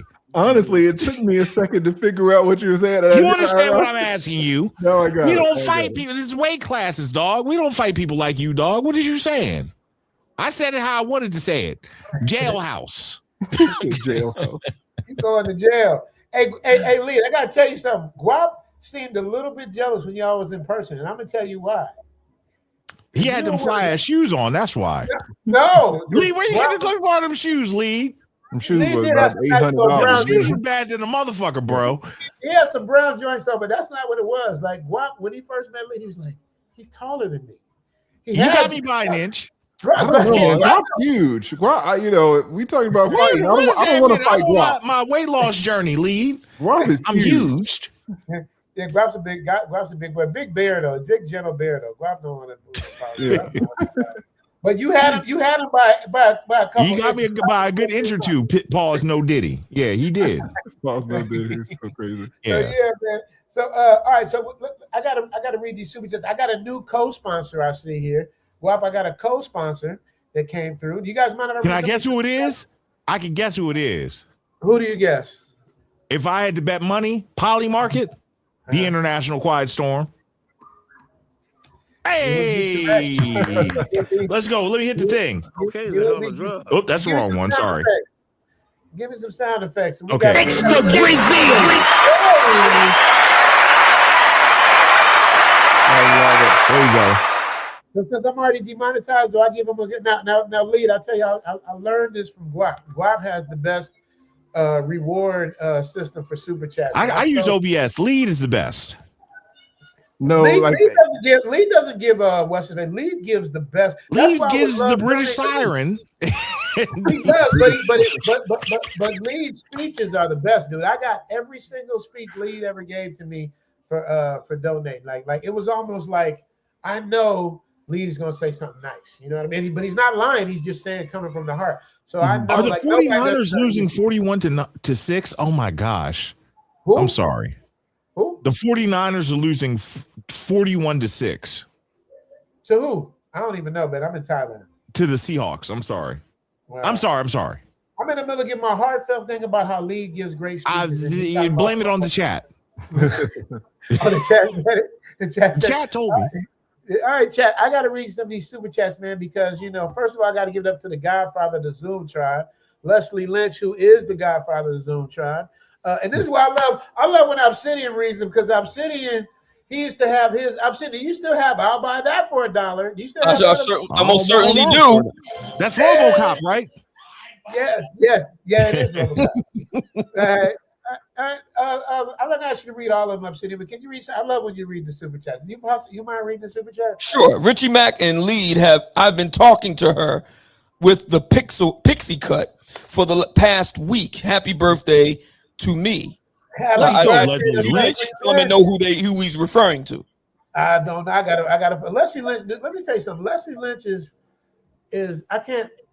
I'm gonna guess to say he's 75 plus, maybe. I don't know for sure. My guess. Every woman on the internet is his. Like every single woman you've ever looked at, talked to, super chatted, she belongs to Leslie. So anyone I put up, he's already talked to her. He already knows her. So where's Leslie? He has his own, of course. He has his own super chat. It's about the Godfather of the Zoom tribe. Leslie Lynch, aka Godfather. Still the is of the Zoom tribe where we get live. Take all the women on social media, keep him to himself. He's the Godfather of the Zoom tribe, where he retains his wealth. Mount Vernon, New York is where he dwells. Play basketball with Denzel. Donate to me and L. We love you, Leslie Lynch. That's dope, man. When you celebrate your subscribers like that, that is dope. And shout out to Rosie Perez. That was my crush growing up. Shout out to School Days and White Men Can't Jump, boy. Golly. Did you ever meet her, Rich? Yes and no, not just briefly, not nothing. We never hung out in that. I don't front on my Hollywood shit. Like I didn't really. We're in the same room, that kind of stuff. Shout out to Rosie Perez, man. She was Rosie Perez, and shout out she to is there still. Galen, so Rich, you're turning 60 this year? Huh? You're turning 60 this year? Me? Yeah. April 19th, bro. Oh, Lead. Yes, sir. Now listen, the last time I did a birthday with Rich in Brazil, my wife was like, no, Negro, never again. But if you go, I might be able to convince her. What you doing in April, dog? Don't even start, man. Zoom told me it was like in December or something. It's in April. No. His birthday is the day before mine. His is April 19th. I'm April 20th. Dennis Sperling is April 18th. 18, 19, 20. Lead. Man, one time. Listen, I would love to, but I don't want to pull the cancer card, but I will say that I know, man. It's hard for me to plan like 2 weeks ahead with the shit that I'm going through, if I'm being honest with you. Come for 4 days. Wait a minute. Let me put Lead on this. I said this to Lead. I hope you don't think I meant it in the most masculine of ways, but no, man, I get it. But let me where's my solo with Lead? Look at this dude. Not man. School Days. I'm sorry. It wasn't School Days. I'm sorry. Do the right thing. Do the right thing. Thank you. Yeah. God bless the left. Itty. Hey, bro, don't give a Lead his props. Look at Lead, dude. You cannot. There's nothing that looks in any way, shape, or form anything like Lead has professed that he is. And he professed this a while ago. He looks great. Man, he's fine. He's lying. Lead, come on, man. That's what I think, Lead. I think you're lying, man. Let's go. Hey, Lee, let me tell you, last year Guap did the same. He peer pressured me right into Brazil. I had no plans on going, nothing. he hit me with he closed every door I had for an excuse. We went there, and then I had to buy my wife a new car when we came. Real talk. Real talk. She's got a brand new SUV in the garage right here behind the sign right here. She's got a brand new SUV. Yes. Sometimes you gotta kiss and make it up. They got to be understandable. We're in country for 3 nights, and that's it. Wow. But he spoke Portuguese. I mean, I don't speak any Portuguese. But what did you speak? You're making it worse. She's watching. Listen, you can't speak another lead. Okay. Come on, 2 nights. I would try. I'll try. I'll say that. I'll buy your ticket to go. Wait a minute, I'm jealous. I'm jealous. I've been trying to convince him to come to Thailand, and you're gonna hop skip over me and go. It's easier for him to get to Atlanta. Atlanta to Rio is a direct flight. It's 8 hours and 45 minutes. That's a fact. So that's not too bad. Y'all talking about 21 hours or some shit. Lead, I got you, dog. You'll be fine. Don't worry about it. And I've seen come on, man. Rich is turning 60. I might have to do it. I might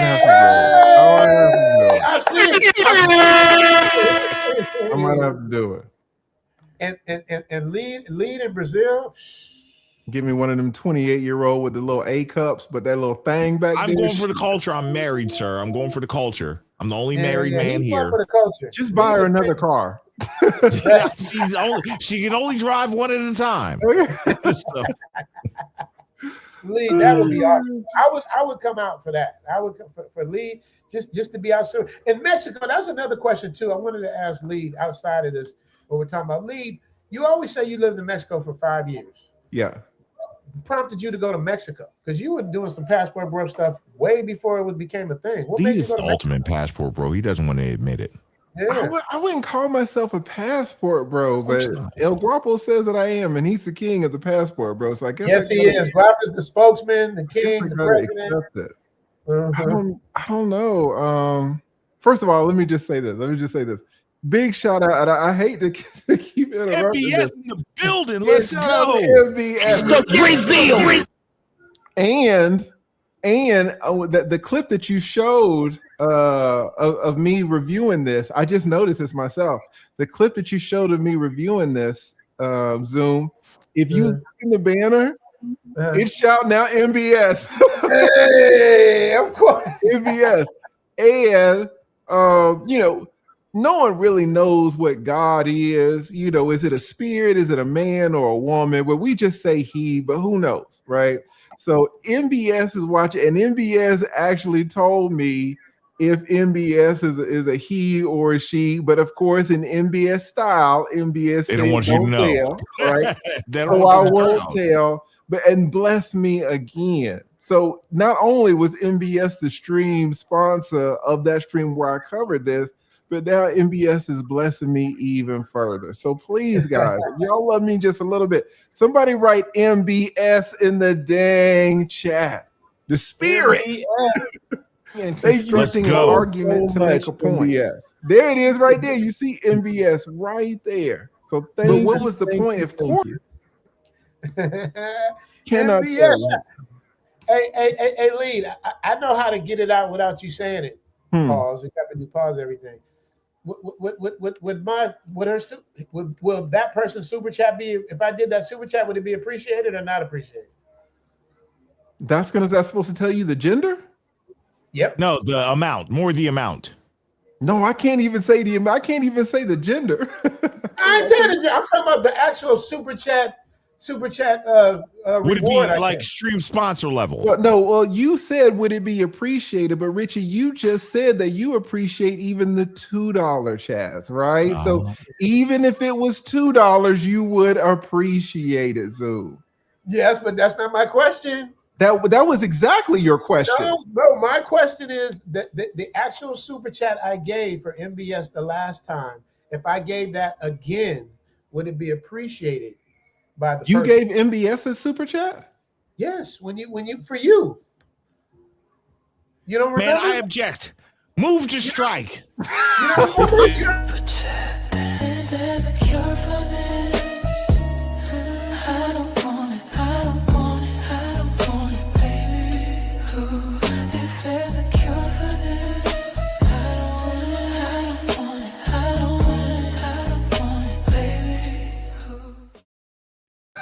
and demonetized. How easy? Well, you already set up the monetize now. You already set up the monetize. I might as well just go on and get it done. Rich, you got a new stream sponsor, bro. I know. I got to get to that. Let me get to these. But I was trying to get Lee to trying to squeeze something out of him. But he's not going to do it. Pause. BJ wants to say, Anton saying Corey didn't have the capacity lead to the beef. Wait. He did say that, but to be fair, Anton said that Corey did not have the capacity to digest all of his content due to how busy Corey was. That was not a shot. I think it was kind of a shot, and Anton cleaned it up at the end, but he said based on how busy Corey is. That's what he said. He wasn't saying mental capacity. He was saying time capacity, which makes sense. Right, but when he went on his own stream, his rebuttal stream, he said just that, from what I remember. Anton, listen. Why'd y'all call him Jesus? He said Jesus said it? He's the closest thing to Jesus that you will ever meet in real life. That's what Anton has told people. That is diabolical. These are transition lenses, okay? it's the studio lights that makes them dark. I'm Anton. Right. Oh my God. Baby. Get your Anton on. All right, here we go for the $10 holla. Okay. For the $10 Here we holla. Oh my God, hold on. Stay with it.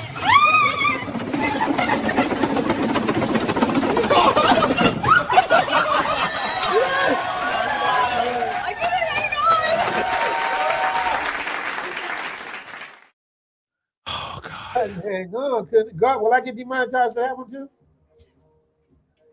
Jail, bro. You going to jail. All right, let me get through these real fast. We can get through.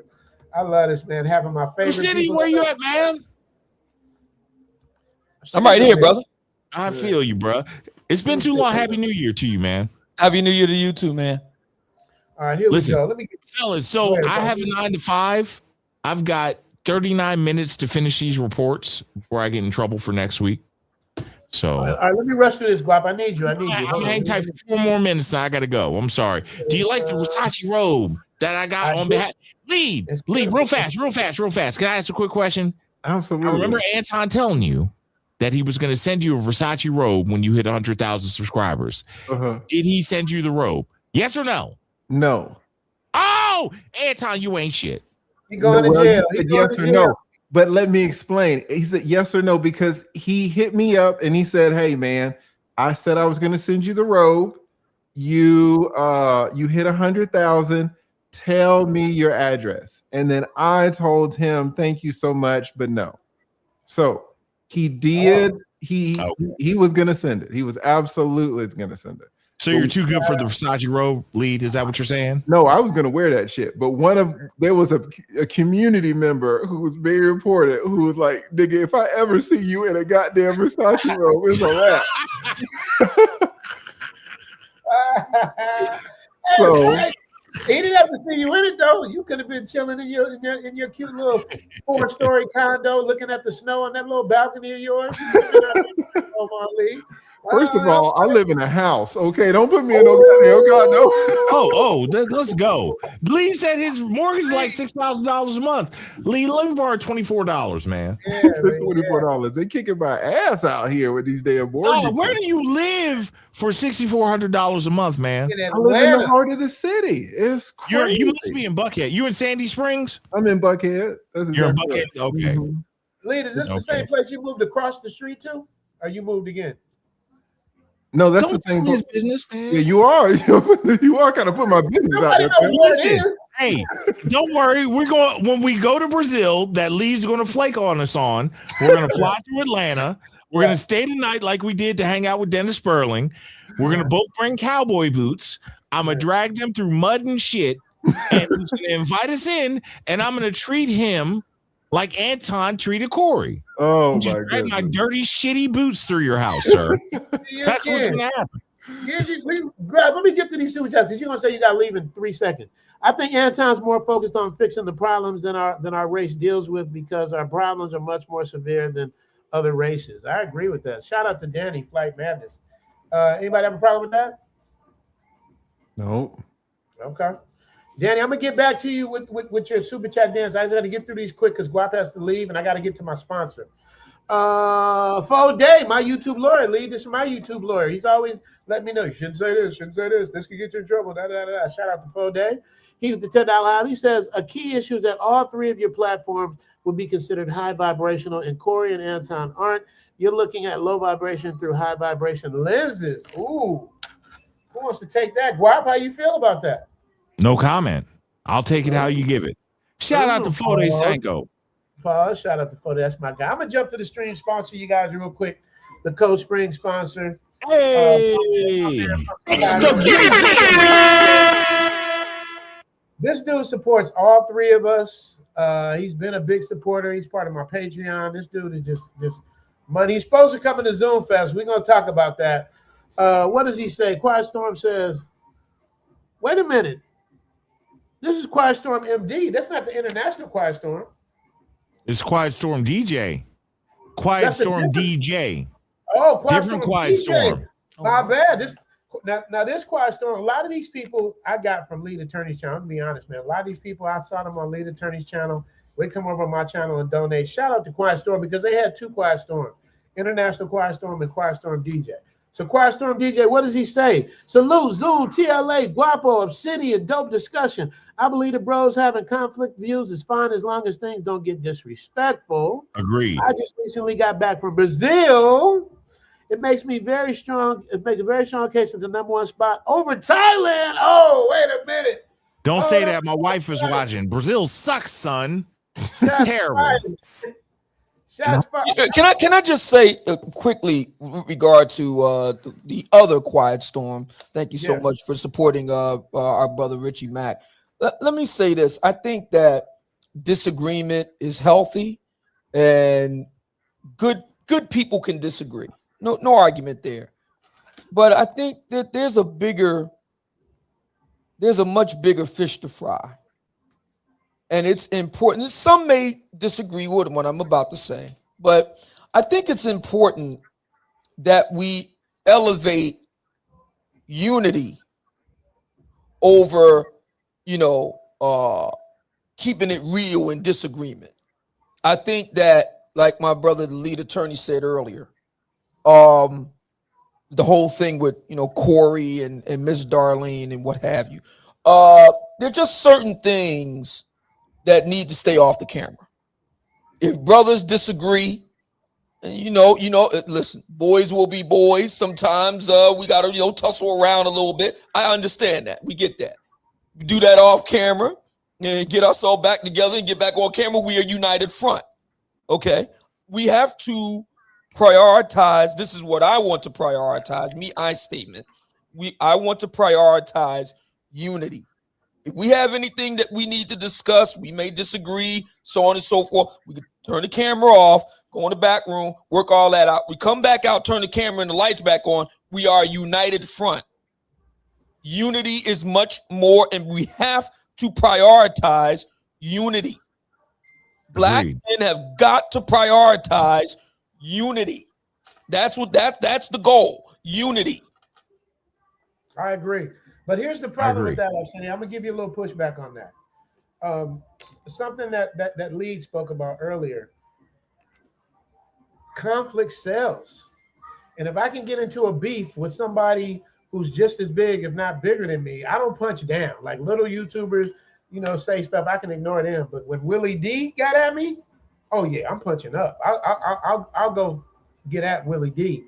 So Corey is gonna make a bag from this. I know Lee said his stream got 18 and over. I've had that happen. That's the kiss of death. But it's gonna bring him so much more attention.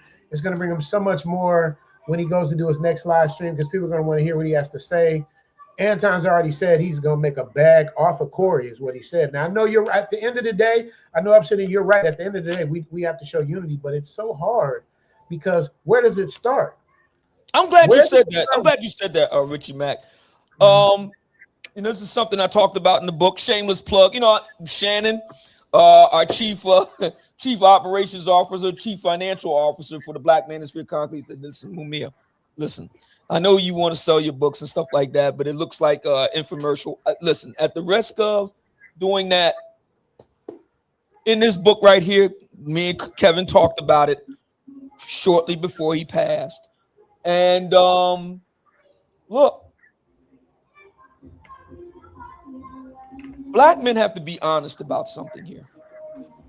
There is a view that Nicki Minaj, who has herself come under fire in more recent times for different reasons, there's a view that even she articulated, and that view goes something like this. Kevin Samuels didn't become a household name until he was going after black women. And I am not proud of the fact, and I talk about it in the book, I am not proud of the fact that that's true. Kevin had worked and toiled in obscurity for years, but only blew up when he was addressing the ladies. Mm-hmm. I think 2026 can be a year where black men can figure out a way to make a bag without going at each other. Joe Rogan, who fights for a living, he's a comedian, and he is a verified Brazilian jiu-jitsu artist, if you will. He's trained in Brazilian jiu-jitsu. He has presided over United Fighting Championships, UFC, and he's a comedian. He has the #1 podcast. I would go so far as to say, arguably in the Milky Way galaxy, not just on planet Earth. He has talked to. I just got finished watching a clip of his over on Instagram. He's got Matt Damon and Ben Affleck on there talking about their most recent Netflix project. Okay, so Joe Rogan can have all kinds, and if you notice, Joe Rogan, the vast majority of his guests, not all, there are some notable exceptions, but typically they're other men. And they're talking about politics, they're talking about science, they're talking about psychology, they're talking about world events. Never have a fight. Never have cursing each other out, threatening each other. Chris Williamson here on YouTube. He does have women on his shows, but a lot of guests he has on are other men. Dr. Jordan Peterson, he's another one. Talks to a whole lot of guys. My point is, and I think you all know where I'm going with this, there are very successful white male podcasts. Very successful. I mean, there's nothing on the black side that comes even, to be brutally frank, there's nothing on the black side that comes even close. And these are all men who talk with other men. Nobody accuses them of being gay. I noticed in that clip with lead attorney that played there, all this talk about being gay. Listen, man, black men have got to get out of this idea that if you do anything with black men, we got to look at you with a side eye and you gay. Now, come on, man. We got to stop this stuff. This got to stop. And I would say, with all due respect, Richie Mac, and anyone else that may share your view, look at what's going on right now. I see a sea of red and orange and I guess magenta or pink. You know what I'm talking about, at the top of the super chat. And it's 4 brothers here, almost midnight on the East Coast. And we all talking positively. There's no cursing. There's no shouting. There's no accusing each other of being gay. There's no, I'm going to catch a flight and do thus and so to you. None of that. Black men can do this, man. We can do podcasts that lift black men, promote unity, and make a bag. That's what I say. Well, that's what the Black Manosphere Conclave is about, and I agree. However, you guys might get mad at me, but there's 2 types of black people. There's us, and there's them. You understand? So getting us to conform is not a hard thing. It's getting them to conform. And how do you do that? By example? But I'm going to be going on. I was supposed to do it today.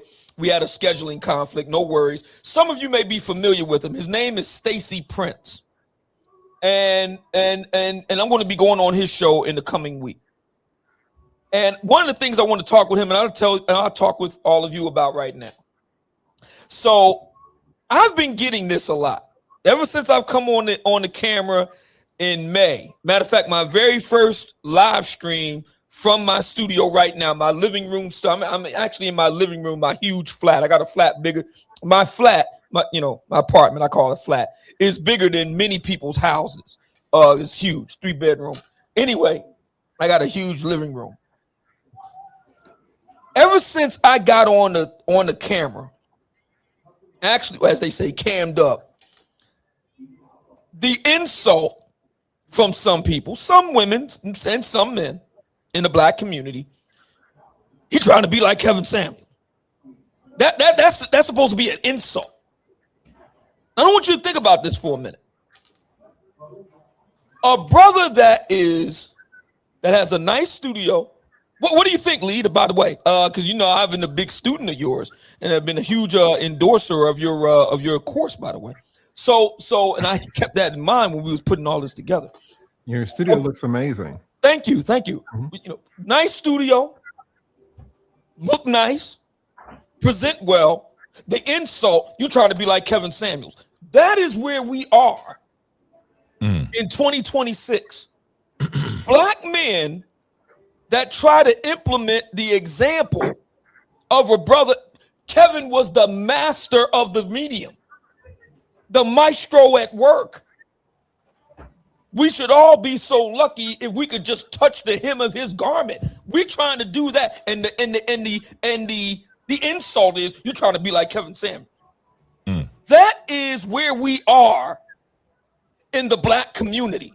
There's some young brothers. Y'all probably heard about this. There's some young brothers in their 20s. They call themselves the quarter zip movement. That is to say, like the sweater I got on right now, the quarter zip style sweater that many of the tech bros, if you will, Michael Dell and Bill Gates and other brothers and other gentlemen in the STEM field and Black Manosphere Conclave is very heavily involved in that. Many of them in the office, they will wear business casual clothing akin to what I have on. I have seen videos. It's a movement. It's gotten viral. It's all over TikTok and all the rest of it. And these are young brothers that want to be like us. They look up to us. They want to look like us. They want to develop themselves. They want to go to school. They want to get skills and training in the white collar professions. Some of them go into the trades and get skilled trades like I did. I was a skilled tradesman. They want to dress in a manner befitting a young gentleman. They want to refrain from having all these baby mamas. Okay, they want to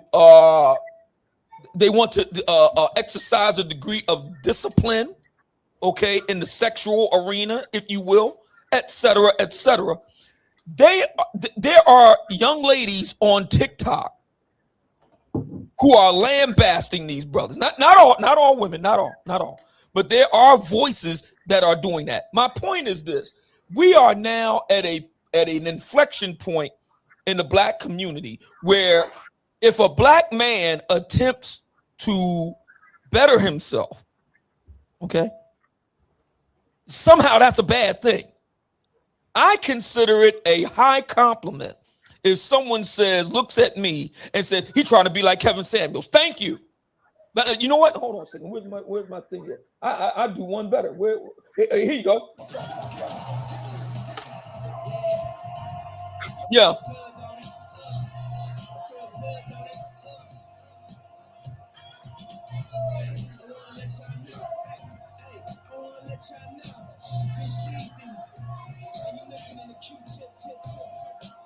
That's what I have to say about that. I was trying to hear what you were saying. It sounded like a hip hop song. Yeah, thank you, Busta Rhymes. Thank you. That's my response to that. Thank you. You try to be like Kevin Samuels. Thank you. Right. Thank you. That's my response to that. I am not going to apologize for trying to better myself. Right. I'm not going to apologize for speaking clearly without profanity. I'm not going to apologize for being a well-read brother. I'm not going to apologize for looking like I got some sense. I'm not going to apologize for that. And I'm very proud to have known my brother Kevin Samuels. I'm proud to be in league with the lead attorney and Richie Mac and El Wapo and the brothers at the Black Manosphere Conclave. This is what y'all brothers know it. This is what we are expected. Every brother at the Black Manosphere Conclave is expected to show up in uniform. What is that uniform? Business or business casual attire, no exceptions. Okay? I'm proud of it. So they want to call you a Samuelite and all this. Thank you. Thank you. I accept. He said a Samuelite. No, I hear what you're saying. I agree with you. And I'm completely on board with what you're saying. My thing is, it's like, because I've tried. I mean, I like I say in my episode, I don't know if you've seen it because you haven't watched it, but I try to balance hood and corporate. In other words, try to stay real to who I am, but at the same time, I want to have a better life. I want to do better for my family. I don't take the hood with me when I go into meetings, but my mentality just tries to keep myself level, right? That's a hard balance to be because you can only be one or the other. My friend said, business partner said, you want to be a businessman or a thug. You can't be both. Lee was saying that earlier when we were debating. You can't be both. I try to be both, and it's very, very hard. I don't subscribe to any of the ignorance, but I subscribe to the culture of hip hop, like those sort of things that can be considered street. So getting people to cross over to that, I mean, I've seen it in the Black Manosphere Conclave. It is a mirror. I mean, everything Obsidian is saying for you guys that haven't been, everyone that's on this panel has been there. It's spot on. You've never seen nothing like it. It's just all positive, no drama, no nothing. Obsidian gives me a pass. He lets me kind of be zoomed to Thailand, but Obsidian has a strict dress code that no one argues about. The women are they hold their own in the spots that they're in. Great camera work by Dennis, by the other Dennis. Like everything comes through the way as an example that it should be. And I love music in the background, or is it just me? That's that might be me, man. I don't know. It might be me. Wait, hold on. I'm in Phuket. Hold on. Yeah. Now there was a brother in the chat room that was making the point that in a tropical environment such as Thailand, it might be difficult to wear the attire that you see the lead attorney in. And he's dressed at befitting an attorney of his stature, suit and tie, or as you see me, more casually dressed in the business office. But you can still dress casually in the tropical environment of Thailand. You can still wear, a short sleeve shirt, chino khakis, shoes, casual shoes. You can still do that. Listen, Kevin talked about the importance of image, and there have been a number of brothers who online have made the case that they want the ladies to respect them. They want the ladies to fall in line. They want the ladies to submit to them. Got no issue with that. My question becomes, are you a brother that a lady wants to submit to? And if so, how does that manifest? On what basis? Is it on the basis based on what we see before us? Are you a brother that a lady would like to? Okay, well, let me get in line with his program. Yeah, the lady to submit to. You submit Hey, to Al. Hello. Hey, Al. Nice to see you. Everybody say Swaddy Krab. How are you? Good. Shout out to L. Swati Mai? Is that how you say it, Rich? Swati Mai? Somebody. And you? Somebody. Yeah, I'm good. Rich, I gotta go. I got 15 minutes. I gotta get these reports in. I gotta keep my 9 to 5. I'm a slave. I got a boss. All right, Are you listening? I got a boss. Okay, lead. I gotta get right before you go. Let me see the line on your suit, Lead. I know it's dope. Let me see the line. Look right here. I got my name. Hey. They do that in Thailand. That's all I'm saying. Shout out to the lead attorney. Shout out to the one of the originators, the good brother Obsidian. Shout out to the travel OG, Richie Mac. I appreciate y'all. I love y'all. It's been real. It's been fun, and we'll see you on the next one. El Guapo out. Thank you, brother. Big shout out to El Guapo. Shout out to Guap. I know, Lead, you have to leave in a second too. Shout out to Theo Watt, the new sponsor, with $101. He says, I was trying to read it for before Guap left. I want to see TLA and Rio with the guys. Bring Obsidian with you. Yeah, shout out to Theo. Big shout out to Theo Watt. Theo Watt, man. Theo Theo's supposed to be coming to Brazil too. See, the issue I have beef with Obsidian and Theo because they promised me they're gonna come to Thailand and they haven't done it yet. Hasn't happened yet. Yeah. It's gonna happen. It's gonna happen. I'm gonna get us to Theo for that $100 holla. 95, 96, 97, 98, 99, 100. 95, 96, 97, 98, 99, 100. 95, 96, 97, 98, 99, 100. Whoa. Now, I should check that one because she's exercising. I can't get demonetized for that, Lee. What do you think? I was told I can't get demonetized for that because she's demonstrating an exercise. And she was going, I'll tell you that. Look at her go. Yeah. How about that? Because I'm starting to get rid of my demonetized super chat dances, but they say because she's doing it. Shout out to Tip Network. Tip Network was telling me because she's doing an exercise, then you can't get in trouble for that. But yeah, so I'm just trying to like purge my super chat. Lee, what do you think? You think that's a demonetizable thing? No, I think you're good on that one, pimp. Okay, that's what he said. Obsidian, what do you think? Is that okay? I don't even know what to say to that. you get I don't often think about this, but the more stuff I see online, you just start saying, okay, I'm starting to feel my age now because this you know what I mean? I don't even know what to make of that. I was going to say I wouldn't buy that for $1. I would not buy that. Exactly. What the hell? Shout out to I won't put that when you're on Obsidian because I don't make you feel uncomfortable. Let me get one to my brother Floyd, Dr. Floyd. This is actually my actual brother, you guys. He is a doctor, clinical psychologist. He says, I love seeing the 3 superstars on the Zoom channel. I look forward to one day hanging out with you guys, but we got to meet in Thailand. I look forward to one day hanging out with you guys, but we got to meet in Thailand. He said it twice. Well, Obsidian is coming. Lead is on the fence. Lead kind of has a hall pass. He got a halfway hall pass.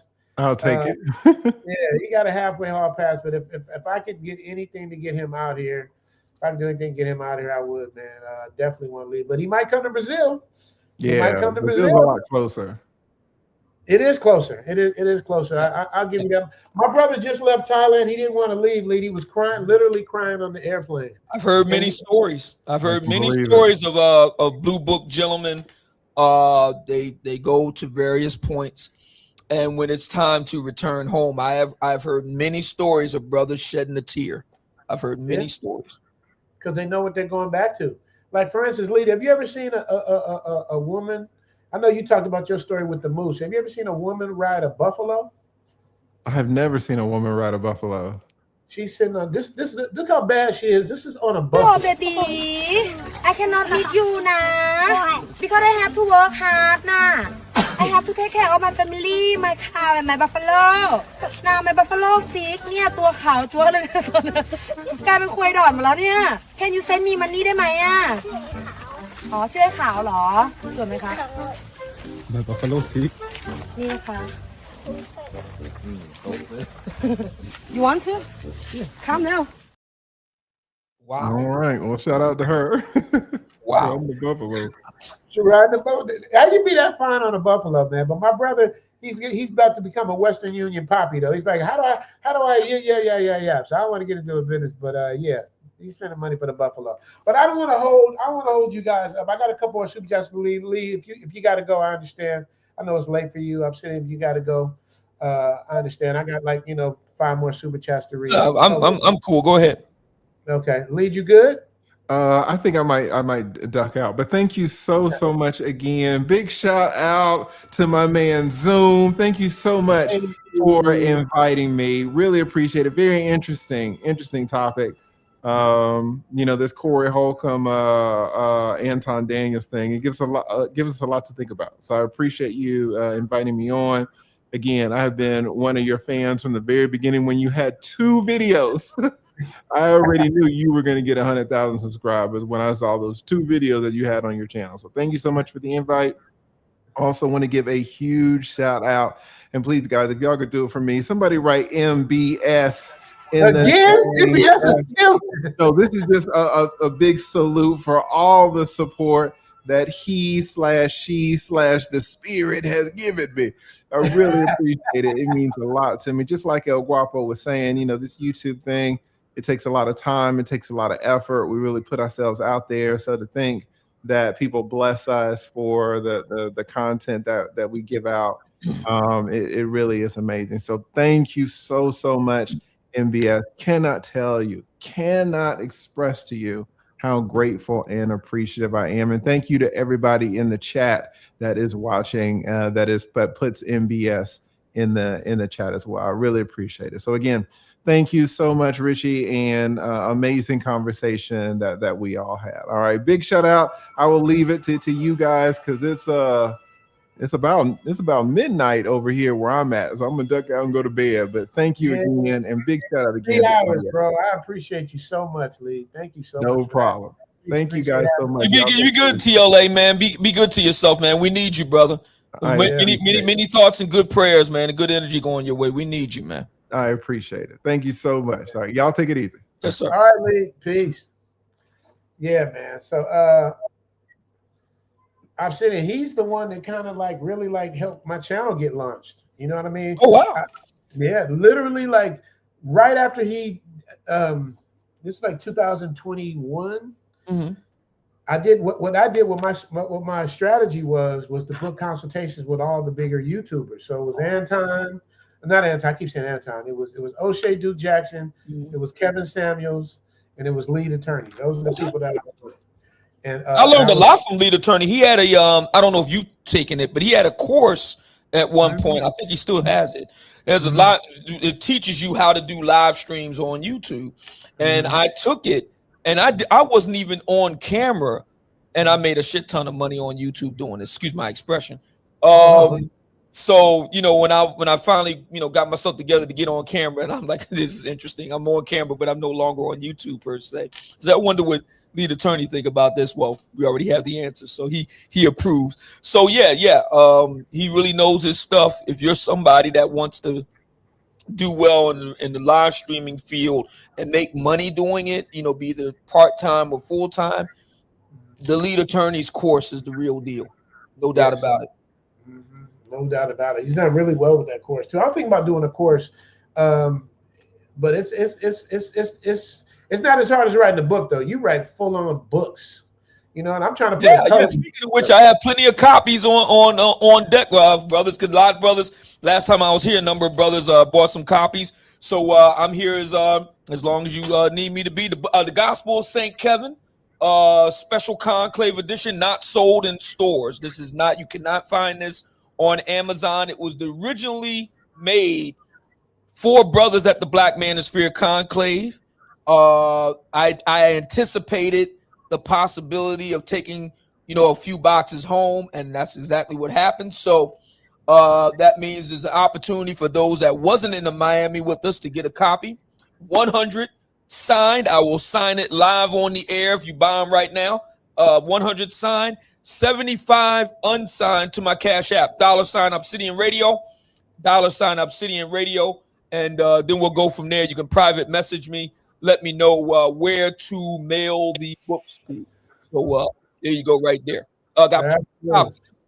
I watched it happen. I watched him sign one live last time he was on, man. So he will sign the book. You guys make sure you guys go support the brother, man. He's doing nothing but positive things. We need you like we need Lead. Obsidian, we need you as well, brother. Thank you, man. Thank you so much for that. It's people let you to give counterbalance to the BS. So So we Hey, listen, and let me be clear, because you know how our people are. I remember Amir, he said that's. Listen, I've done my share of banging. Okay, I have done my share of banging on these panels and on these podcasts. I'm not above the fray, but in the new year, this is a new year. We're still in January. It's time to do some new things. And I think that black men, we really need to think long and hard. And I'm not a prude. I'm not saying don't watch what you want to watch. I'm just saying let's try to modulate what we do and try to put the purpose ahead of us. There's a bigger purpose here. We have a bigger fish to fry. We have to be unified. We have to think about moving the needle forward. That's really what it's all about. That is a fact. Let me get these super chats out of the way. Fode, I read that issue. Okay, he read that about the vibrational thing. Fode, let me give you yours. All right. I don't want to embarrass Obsidian. I ain't gonna go too hard for you guys, but let me see. I'm supposed to be making Fode his own.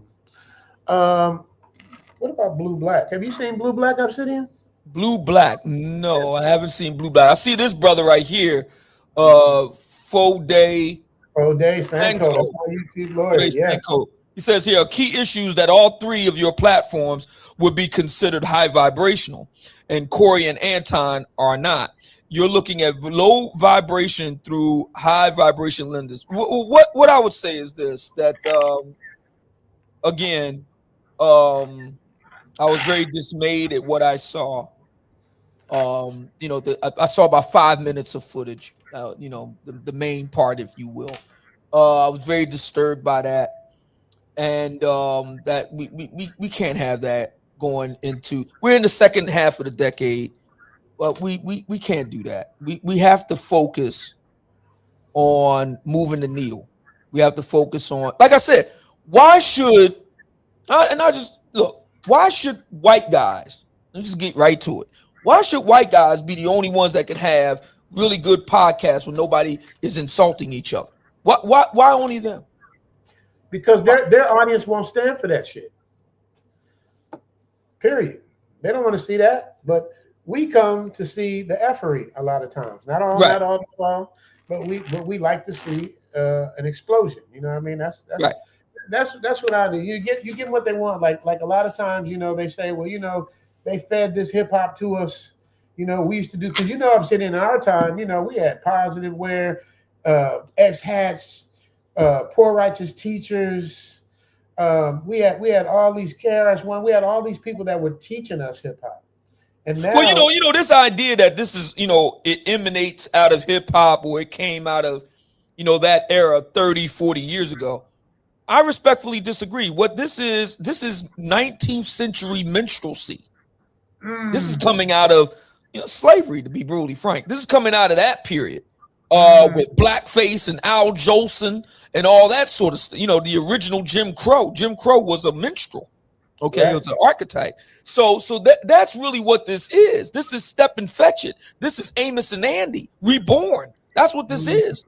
And that's another reason why I said I don't want to be bothered with. I saw brothers send me stuff all the time, and they mean well, but I do very little, and this was last year, so I have zero interest in doing it this year. Mm-hmm. There was a podcast that our brother Cam Newton did with this woman. I've never seen her before, but some of you will know what I'm talking about. And they're going back and forth. This is recent. They're going back and forth. And I'm sitting there, and brothers send it to me. They wanted my commentary. I said, you know what? I'm not doing it. I'm not going to do that. I'm not even going to entertain that. Now, will that come at the cost of views, clicks, and money for me? Yes. But as El Wapo said earlier, all money ain't good money, man. All money ain't good money. I don't want to do that. If it's going to cost me to do that, then fair enough. So be it. I'm not going to do it. I'm not doing it. I'm not going to. Tommy Sotomayor. I mean, he's very well known for the type of commentary he does. He has a right to it. It's a free country. I'm not going to do that. I'm not doing it. I will now.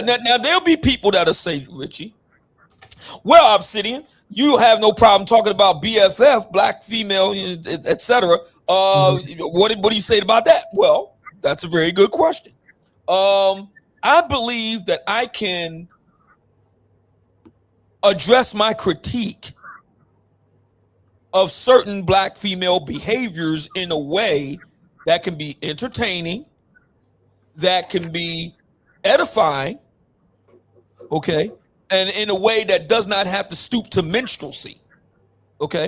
I believe that you and I and our lead attorney and Richie Mac and other brothers can get together and have entertaining discussions without devolving into minstrelsy and foolishness. I think at some point black men have got to ask themselves if they want better and if they're willing to pay for better. It really comes down to that. Are you paying for minstrelsy? And here's the other thing too, because that a major part of what got this whole thing started between Anton and Corey Holcomb was the perceived racism that Anton was turning a blind eye to. In other words, there's this idea that, folks, white people on the right, on the Republican side, politically, are like racist and whatnot, and Anton is turning a blind eye to that or giving it a pass. Okay, here's the thing. By going into this minstrelsy stuff, what do you think that's doing? Who do you I mean, if you go back and study your history, the main people who like that stuff were white racists, the minstrelsy. They like that stuff. You want to know what really bothers white folks? Seeing black men like us getting our act together, we're actually doing something. That's what really bothers white folks. White folks are elated when they see black men acting a fool and going at each other's throat. They like that. Yeah. You want to really shake the system up? Get brothers act all on code and act like they got some sense. That's what shakes the system up. I got a question for you, Obsidian. And be fair with this answer. Okay, you said you don't like minstrel shows. I agree with you, all of that stuff, right? This is a real question, Obsidian. I need you to answer this like as truthfully as possible. At what age do you think is the cutoff? Because kids are going to act stupid. People are going to be immature. People are going to do goofy things. But at what age does that minstrel stuff or any of that goofy stuff cut off? What is the proper age you think? Is it 25? Is it 30? The behavior that you're talking about. Because when you're young and you don't have experience, it's just like kids. They've never been nowhere by the way they behave. You know what I mean? They just a victim. Absolutely. I'm glad you asked. If we look at what happened with Corey and Anton, I don't know their specific ages, but I think it's fair to say they're not as old as me and you and I. But it's clear that they're not 30. They're somewhere between 30 and our age. And I think somewhere in there is a good time for you to, if you were on some, listen, we all been young meaning in our 20s. We all been there. And I'm very forgiving of both the brothers and the sisters. You do some dumb stuff. I like to joke around. It was a good idea at the time. You know what I mean? Okay, fine. We get that. You do some, some dumb stuff when you was in your 20s. I get that. Fair enough. You in your 40s and beyond. Come on, man. I mean, really? Let's give it a break here. Mm-hmm. Come on. So 40 is a cutoff age for the foolishness. At least. At the very least. I mean, I was working, and most of my 20s was like a blur because I was just working all the time, from can't see in the morning to can't see at night. Did the same thing throughout my 30s. It wasn't until my 40s that I started, slowing down and getting into other different things, what I'm doing now, that sort of thing. But my 20s and 30s, man, it was just a blur. I was just doing nothing but working all the time. And I mean, yeah, man. I mean, I think that this is if we use this moment correctly, and this is what my hope and prayer is, if we use this moment correctly, it can be a catalyst toward better change. Because what should have happened with Anton and Corey, what should have happened, there should have been a discussion, like I said earlier, extending the conversation that Anton had with Brian McKnight. There should have been a discussion about the issues that entail, the issues that black men face today, divorce court, child custody. We can even talk about police brutality. We could talk about that. We could talk about the other thing. You know, did you know that in the black business world, and Kamala Harris talked about this in 2024, black men business startups, black men only receive, matter of fact, we receive less than 2% of venture capital funding. I don't know if anybody's aware of that. Less than 2%, less than 2% of venture capital funding. That's a major reason why it's so difficult for black male-owned businesses to get off the ground because of lack of capital. That's something that needs to be discussed. And we have the ability, we being podcasters and so on and so forth, we have the ability and the means to discuss those things, you know, with regard to black men. And, you know, now, you know, isn't there a time and a place to be lighthearted? Sure. But I think we all can agree what occurred